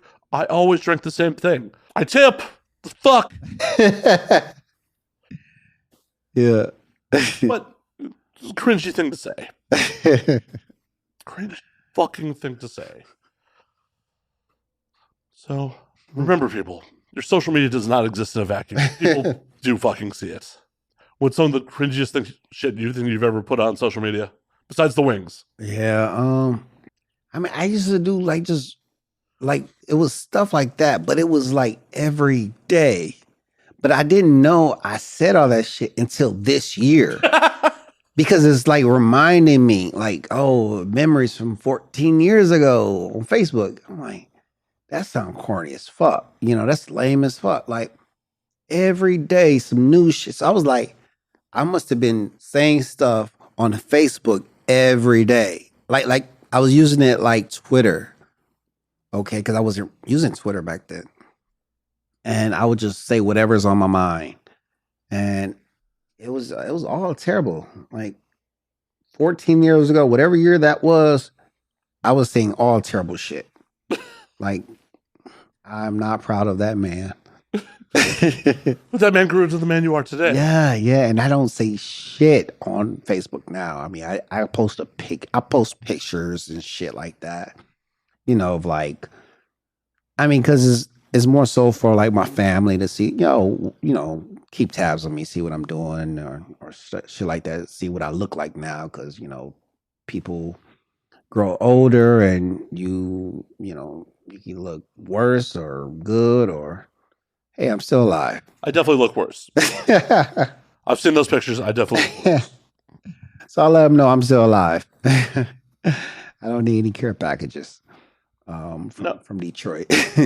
Oh, you don't want no Detroit style pizza? I do. I have a spot out here that I get it from.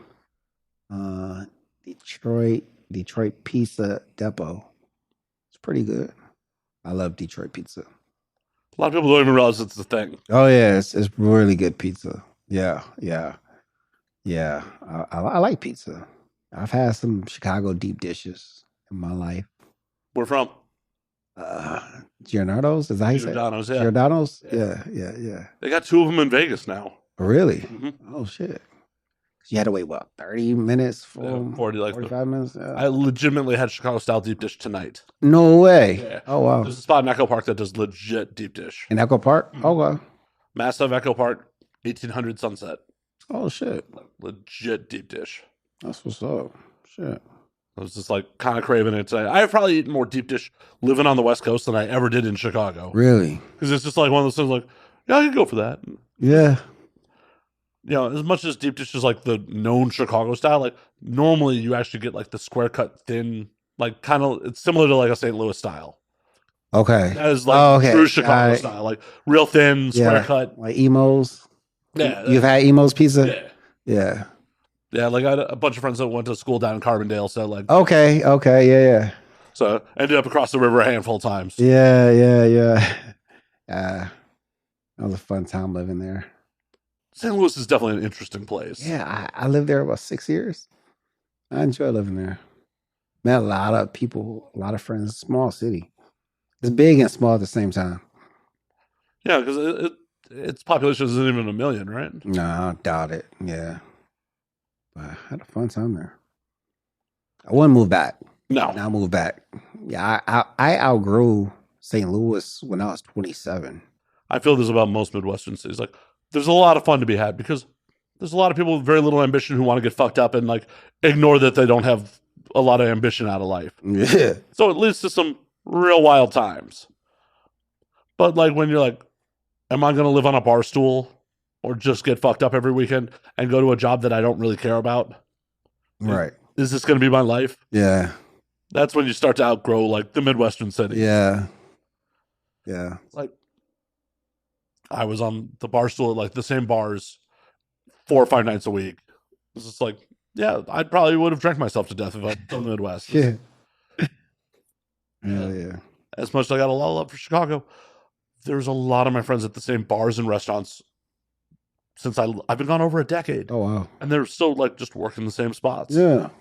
Yeah. They've popped out some kids. They've Mm-hmm.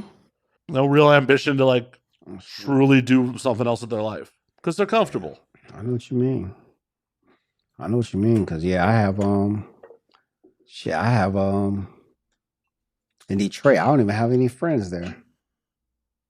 I don't know anyone. They all got out?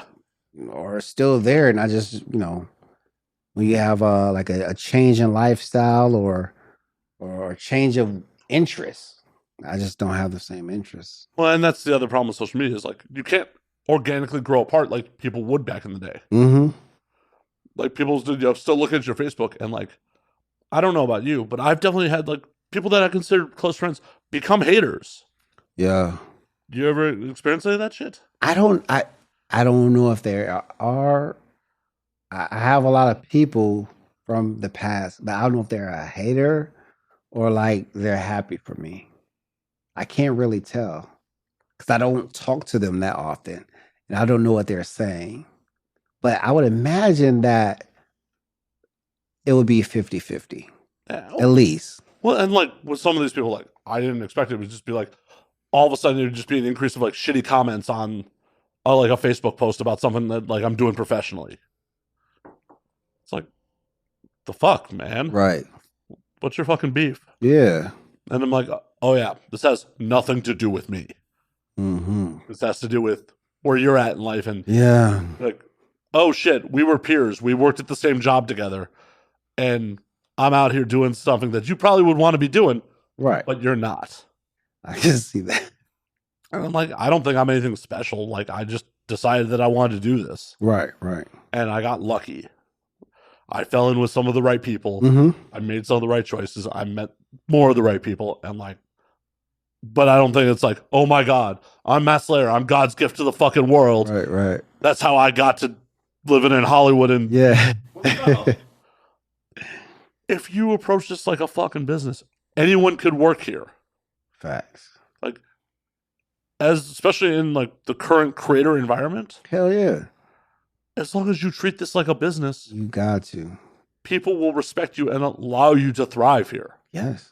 I mean, this is probably one of the like I said, this is like one of the few places you can do that is and I don't know what it is. It's the energy or it's the amount of people with a similar mindset or the similar ambition of wanting to thrive and wanting to be something more than what they are. Um, I think it has a lot to do with that, because it's no way in hell. I've done a lot. I think I've lived like the life of like 5 or 6 people in one life, but 4 of those lives like birth in LA. Like I wouldn't have done it unless I had an influence of being in LA. I mean, LA gets a lot of, a bad rap sometimes, but one thing it does allow you to be a dreamer. Yeah. And give you the opportunities to actually dream and get those dreams, like live those dreams. Like I don't know any other place that you can think of something today and put in some work, grind for a year or two, and then be living that dream. Yeah. And you may have to grind longer. Yeah. Hell yeah. Like I've been doing the show for almost 8 years. It does not pay my bills. Yeah, for sure. It doesn't mean I'm going to stop doing it. Right. I struggle with the like, oh, hey, the upward mobility is not exactly where I would want it to be, but it's still growing. It still grows. Mm-hmm. And it's like, no, you got to understand, like, this shit's a marathon. Hell yeah. You look at people like Denzel Washington. Washington, like, didn't get famous till, like, he was in his mid to late 30s. Right. He was working at a fucking garbage man. Yep. Harrison Ford was a carpenter before he ended up on Star Wars. And a weed dealer, but still, like, that shit came. I mean, the talent had to be there too, but right. It's still like it happens. And longer you're here, more and more you're just around more people that it actually works for. And I don't know, it's just inspiring to be around people that are chasing it, even if they're delusional. Yeah. Because legitimately, I've met people that are delusional. And if you have an ounce of self-awareness, there's definitely got to be moments where you look like, am I one of the delusional ones? Yeah. Am I? Yeah. But, you just push through that and you just keep fucking doing it. Hell yeah. But in the Midwest, that just doesn't fucking happen. Nah. Yeah, I've thought about spending like a month or two in back home in Detroit. And I'm just curious on what that would be like. Like I would go there just to get like maybe refocused a little bit or a higher sense of focus, just because of energy. But I am curious to know what people are doing or out there where I grew up. I've been back to Chicago since 2018, and last time I was there, it was just like, yeah, this was lightning in a bottle. Like when I was here, this is not. You can't recreate it. Yeah. It's just not possible. Right, right. You can't do it. You can never go home. Yeah. Yeah. And I haven't been back since. Like, people are like, oh, when are you going to come visit? I'm like, you should come to LA. You should just come to LA. Yeah. Or if it's a good friend, like, we should take a trip somewhere else together. Like, because the problem is with going home is people still have their lives and like they can't drop everything to like hang and do that shit. And same if someone comes out to LA to visit, like I work, like I have shit to do. Like I can't. Max. I will spend time like grab a meal with you or some shit, but I can't be your fucking tour guide. Right. Yeah. But if we want to do quality time, we should both be like, yo, let's go here. Yeah. Let's go on a vacation. Let's explore somewhere together. Make some new fucking memories. Hell yeah. Away from all the drama, away from all the bullshit. Besides, like, the conventions with your boys, like, the right trips you want to take, like, get away with some friends or some shit. Yeah. Anywhere you want to go? Shit. I want to go to Australia. Any particular city? Gold Coast, Sydney, Melbourne. Yeah, I gotta go there. I gotta go there. My favorite place is London. Really? Yeah, I love London. Oh my gosh. I'm like London's amazing. I've had a good time. It wasn't different enough from the States for me. Okay. Like, there's definitely differences, but it's like, this isn't like different enough. Right. I mean, that's how I felt about Australia too. Like, I went to Sydney in 2014 and like, I had a good time. I had a stupid time. Like, if that had gone a little differently, I would have died in Australia. The audience has definitely heard the story, but like, basically I got blackout drunk and like, like fell unconscious at some dude's house like that I met at a bar. Like, we were having an after party. I'd been drinking all day, like blacked out there. God damn. I'm like, well, didn't lose an organ. It's cool. But you know, that could have been me robbed. Like, I was there by myself. Like, no way. I could have been robbed, fucking stabbed. Who knows? Shit. It could have been like, fuck this American. We're just gonna leave him in the gutter. But all in all, like, as much as I had a good time there, was like not different enough from the States. Oh, yeah. I base places off of how the women treat me. And in London, they treat me great. Oh, I get that. And in Australia, I hear they will treat me great. That they will. That is one thing I will attest to. Like, I'm an average looking dude. I'm not like a beautiful man by any stretch of imagination. But I had girls buying me shots. Yeah. Just like, what are you doing here? Like, because I wasn't even hanging out like in like city center Sydney. I was like, there's a suburb called Newtown, which is like supposed to be like the artist like part of town. So like I was bar hopping out there and like just girls were like, what are you doing here? I'm just like checking out Australia, buying me shots and shit like that. One thing you have to worry about in Australia though is the legal drinking age is 18. And I'm like, I'm pretty sure I was talking to some girl who was in there with a fake. And it's like, because you figure like legal drinking age is 21 in the States, and girls are definitely getting in with fakes in the States. Right. If the legal drinking age is 18, there's probably some minors who are just like, yeah, I got a fake. Yeah. Yeah, it was, in retrospect, when I saw her, I'm like, I'm pretty sure that girl was not of legal age. Her and her friends were talking about this shit at school in the morning. And like, while I was drunk, I'm like, she has college, right? Right. College. Gotta be college. And then I realized like, oh yeah, legal drinking age is 18 here. Shit. Oh, shit. I could have, that was. Well, at least you're in Australia. Unfortunately, I zigged where I should have zagged, and I didn't get to bang anyone in Australia because it is a goal to have sex on every continent. Oh yeah, I feel you on that. Me too. Yeah. How many you got to go? I never counted. There's only 7 of them. I would have to say, shit, I guess 5. Yeah, because I've only been to Europe and the States. I've been in North America and the State and Europe. Yeah, have been to Asia and have been to Antarctica, Africa. I would say I've banged women who have origins from all the continents. You bring it up to you. Yeah, I've banged them in the States, but they're not, South America.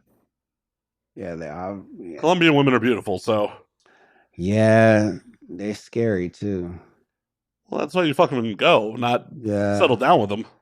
Yeah, I was in Colombia, and I went on a date with this girl. She was Colombian or whatever. And we go out to dinner, and she is so excited to go on to dinner with me. And I didn't know why she was excited. I guess because I'm American. She thinks I'm John Legend. Oh no. Yeah. So like she's talking about how she prayed for this moment. I was in her dreams. Like she just knew this would happen. This was fate that she would be on a date with John Legend. And I thought she was just bullshitting, right? Until she started tearing up and crying at the dinner table. I'm like, oh, she for real.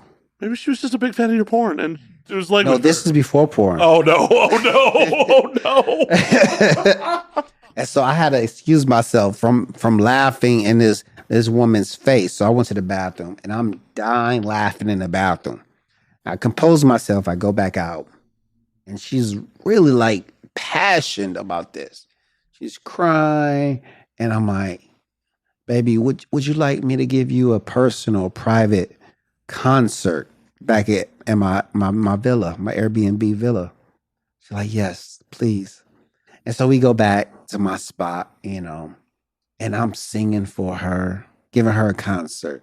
I can't sing at all, okay? But I'm performing good. I got all the theatrics. And she's loving it. Loving it. I mean, we do our thing. We, get busy, have some good sex. And then she tells me that she's a witch. I'm like, the fuck? What was a witch? She's a witch. She said, oh, but I'm a good witch. Okay. I'm like, this girl is crazy. So now I'm like trying to kick her out. But it's hard to kick her out. So. Well, yeah, she's a witch. Yeah. Can't kick a witch out. She's trying to give me like a necklace to give to my mother as a gift. I'm like, this girl's crazy. Yeah, but that's kind of how I got the name John Legend. Where did you meet this girl in the first place? I met her on a dating site. Yeah, I met her on a dating site. Swiping right, huh? Yeah, exactly. When I go to a different country or whatever, I'll put the location to that country. I mean, I do that too. I do that too. But I also like put in my notes like I'm visiting. I don't care if you want to go on a date or not. Tell me where to see in your city too. Yeah, yeah. And the thing about Colombia is I met I connected with a lot of girls, not connected, but like matched a lot of girls on like Tinder and stuff like that. Cause I had like 3 dating sites going at the same time, right? But Tinder was like match, match, match. And then I learned that, oh, these are not girls looking for a boyfriend and not like that. Tinder is like a part of their job. That's how they get leads, okay? Yep. And they thought, oh, how much? Whoop-de-woo. I'm like, oh, I got to pay you to come hang out with me? Yeah, and then I start learning about like one of the main professions in Colombia. I was at Medellin. Okay. And so I'm like, oh, so they all selling, Well, it's legal too. Yeah. I was like, this is different. Well, yeah. I was in Bogota and like, it's like, oh, the median income's like 200 US a month. Oh, wow. Yeah. So it's like, oh, well, if you can sell that shit and make well above the median income, why wouldn't you? Yeah. Oh, wow. 200, man. Yeah. I almost went to jail. Oh, what happened? Yeah. So I had this young lady come over, and we was, kicking it. I was excited. I was a lot younger. I went to record it and stuff. I'm an asshole. I'm trying to record it. She like, no phone, or whatever. And so then I still try to like have my iPad over in the corner, to get some memories and stuff, right? And she grabbed it and went to my dresser to put it in there. But when she opened it up, all my money was right there because I hid my money, but I didn't hit it well. I put it just in my dresser. She grabbed all my money and was like, this is her money. And then she's like yelling, and then her pimp come upstairs. Oh no. I'm like, yo, what the fuck? Like give me my money and get the fuck out. And now police done came. I'm like, oh hell no. I'm thinking the police gonna be on my side. Oh no. Right? Oh no. I 100% whenever I'm traveling, like my thought process is the police are going to side with the locals. Yeah. 100% of the time. I was like, what? So now the police trying to get broke off. They want some money too. I'm like, yo, I ain't got no more money. She got all my money. I said, I gotta get the fuck out of Colombia. This is like 8:00 at night. All right. My flight's not until 8:00 the next morning. Oh shit. I leave the fucking Airbnb. I said, I'm getting the fuck out of here. And I go spend 10 hours at the airport. Cause I said, I can't get in any more trouble at the airport. I gotta get out of here. So yeah, I ain't been back since. What year was this? 2017. All right. Yeah, 2017, something like that. Yeah. I went for Thanksgiving.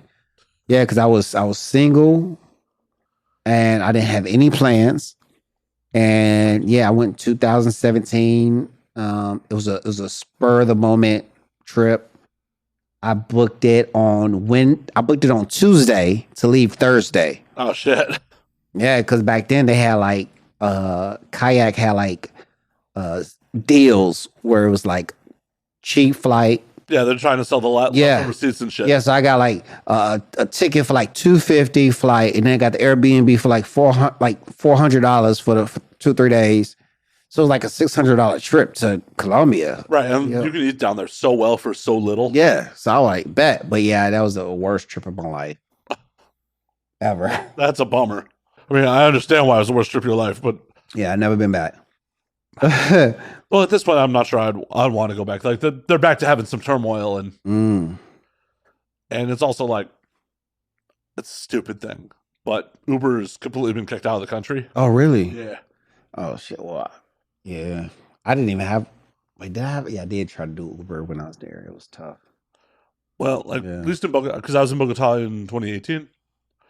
And Uber was readily available, but like none of the cars were marked because it was semi-legal. Right. The Ministry of Technology said it was legal, but the Ministry of Transportation said it wasn't.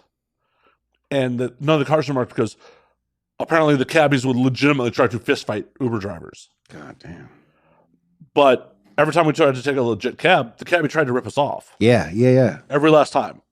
So it's like, well, Ubers are dirt cheap and I'll get from point A to point B. Now that they're like completely kicked out of the country, I'm like, I'm not sure I want to go back and like deal with those fucking cabbies. Yeah. I was so nervous coming from the airport in a cab. I was so nervous. I'm like, I don't speak the language. I can get by in a lot of Spanish speaking countries, but Colombia, it just seemed like they spoke so fast. I couldn't. I had to use Google Translate back and forth every time, and it still didn't work hardly. Yeah, no, I did a lot of the same. Yeah. I'm pretty sure I told this story on there before, but like when I landed in Colombia, I thought I fucked up bad. Yeah, because I was meeting my friends at the Airbnb because they're coming in from Chicago, I was coming in from LA, so we're on completely separate flights. And some dude who's like wearing a badge rolls up to me like, "Yo, man, you need a car?" I'm like, "Yeah." And we're waiting for the car to come around to pick us up. And I pull out my phone to get the address. He's like, "Oh, that's an iPhone 8. That's worth $800. Like, clocked it in my hand in a case. I'm like, well, that's a little weird. And then like, he told me like they're like Uber in Colombia, and a Nissan Sentra pulls up and someone else is driving it, and he gets in like, so there's 3 of us in this car. And I'm like, and I was drunk. Dude, like I got real drunk on the plane. So like I start to sober up in the car. I'm like, I may have fucked up here. I may have fucked up real bad here. Yeah. So I'm like watching the trip on Google Maps. I'm like, if these dudes make a weird wrong turn, I am just bailing out of this car. Fuck my luggage. Right. Like I'm not getting kidnapped night 1 in Colombia. Thankfully, made it to my spot, but I definitely was like, I may have fucked up here. Yeah. I was definitely nervous in Colombia because I saw these dudes with the Jeeps, and it was like they had like the the fucking rifles on their backs and stuff like that. I'm like, who is these? Are they military or what? It was just I just not used to seeing like guys with guns on their back in just like general population. I'm curious. Are the police in Medellin like in bright colors? I don't remember no bright colors. Because the police in Bogota, a lot of them ride like two to a motorcycle, like like nuts to butts on a motorcycle, and they're in pretty bright like Oh green. yeah, this was they. I don't remember them being in no bright colors. I remember blues and greens. It was like it was green, but it was like a brighter green. Okay, okay. Like it felt like compared to like police uniforms in the U.S., like they really wanted to be like, you see us, right? Mm. You fucking see us. We're a visual deterrent. Yeah, man. These police, oh, I didn't like them at all. The most trouble I got into down there is I talked my way out of a ticket, but Oh, okay, okay. I was drinking in public. Because I was at an outdoor flea market, and like some kind of bummy homeless dude like was selling bracelets and stuff like that, and I was just like, "Nah, I'm cool, man. I'm cool." He's like, "Yo, can you buy me a beer?" And it's like it's a buck. Yeah. It's like $1 US. Like, yeah, man, I'll buy you a beer. Like my opinion always is like, I don't necessarily want to just give homeless people money, but if they're honest, like I want to get fucked up with this, I'll help them. Yeah. Like, Yeah, hell yeah. like if you're gonna lie to me and be like, "Oh, I want to buy food with this," and you Right. like you want to get fucked up, just tell me you want to get fucked up, man. Life's hard. You want to get fucked up. It's cool. So I went and bought him a beer, Hell yeah. and like lost him at the in the street fair. I run into him later. He's like, "Yo, man, I sold some bracelets. And let me buy you a beer back." All right, cool. And like he brings us, it's a sealed beer. So like I'm like, okay, it's sealed. Yeah. If he brought me an open beer, I'd be like, no, no, that ain't happening. But he brings me a sealed beer, and like we're just sitting in this flea market drinking beer, and then like he takes off, and all of a sudden the cops walk by, and I'm just like, and they walk by me, then turn around and walk back and like say some shit, and I'm like, no habla español. Oh, God. No, and the one of them been very broken. It's like, where are you from? I'm like, America. Is this not okay? Like, to just pour it, like the ticket book came out. I'm like, can I just? I poured it out, and they're just like, all right. Whew. Like I'm like, I don't know what this is gonna cost. Right. Hell yeah. That might have been a really expensive beer. Hell yeah. Thankfully, they're like, I'm thankful that is the most trouble I got into down. Yeah. Shit. Because you hear horror stories like shit like you where the cops like how much do they try to shake you down for? Whatever I had. Really? Whatever I had. Yeah. And I didn't have any more Colombian money or dinero or whatever. The pesos, yeah. Yeah, I didn't have no more pesos. She took all my pesos. Yeah, and I had me. I think I went home with maybe 50 USD that I had like in my wallet, like hidden in my wallet. I had maybe like 50 USD that I went back. I mean, because I had like maybe $1,000 in dinero, like USD, that I converted to dinero. Like $1,200. That's a fucking lot for down there. Yeah. So I was trying to have fun.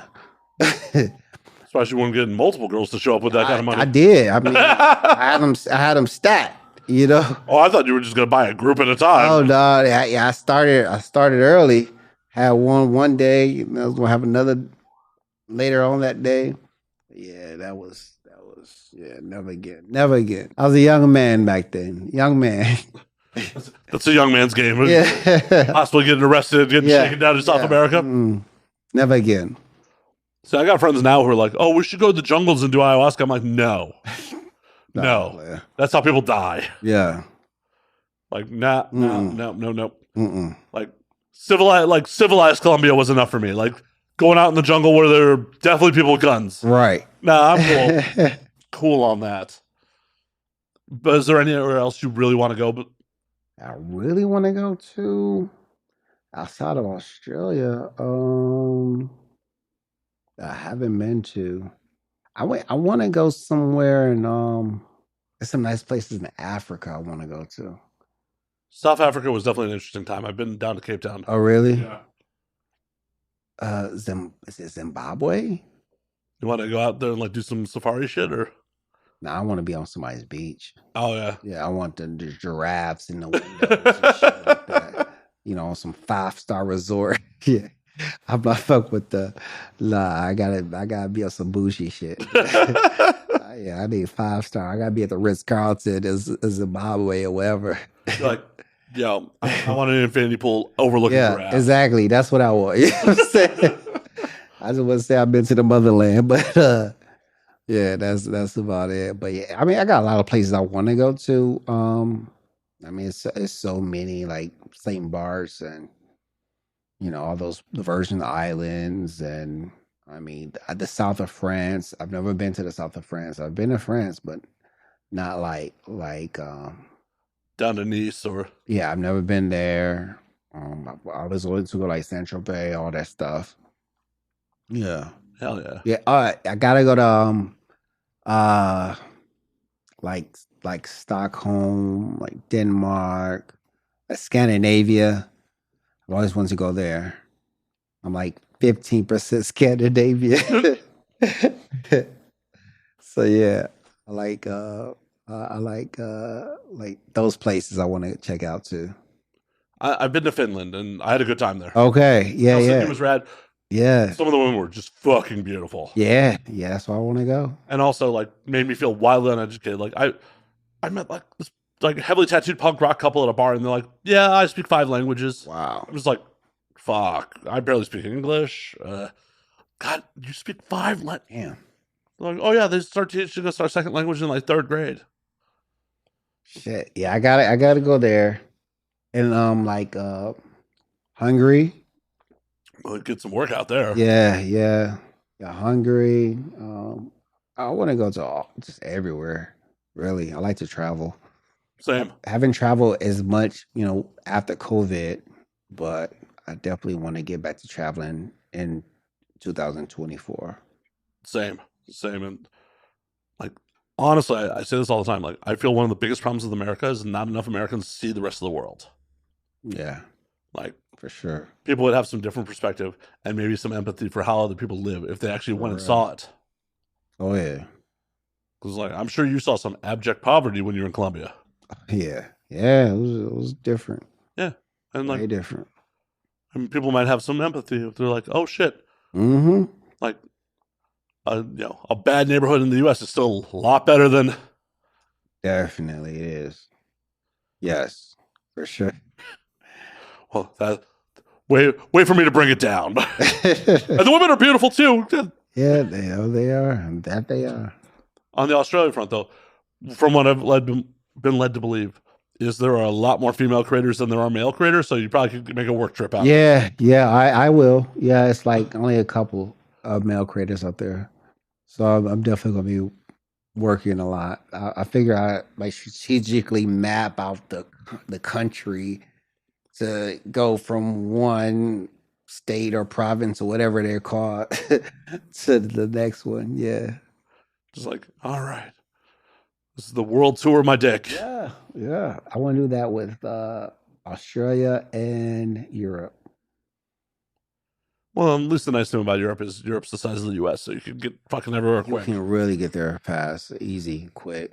Yeah. It's amazing. Just like, oh yeah, it's an hour flight to Germany. Fine. Yeah. Like, it's absolutely crazy. Right. It's like wildly different culture, different language, hour away. It's cool. Yep.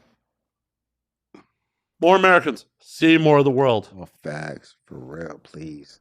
But John, I hate to do it. You know we've been doing this for over 2 hours already, right? No way. Oh yeah. We're going to call last call on this motherfucker. Get you out of here. Okay. But before we do, where can they find you on the things?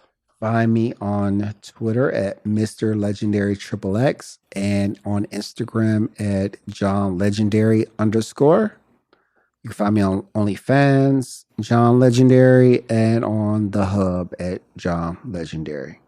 And possibly a mugshot in Colombia. Yeah. Oh yeah, and miniviz too, John Legendary. John, it was an absolute pleasure. And until next week, drink up, motherfuckers. Thanks for having me. Appreciate it.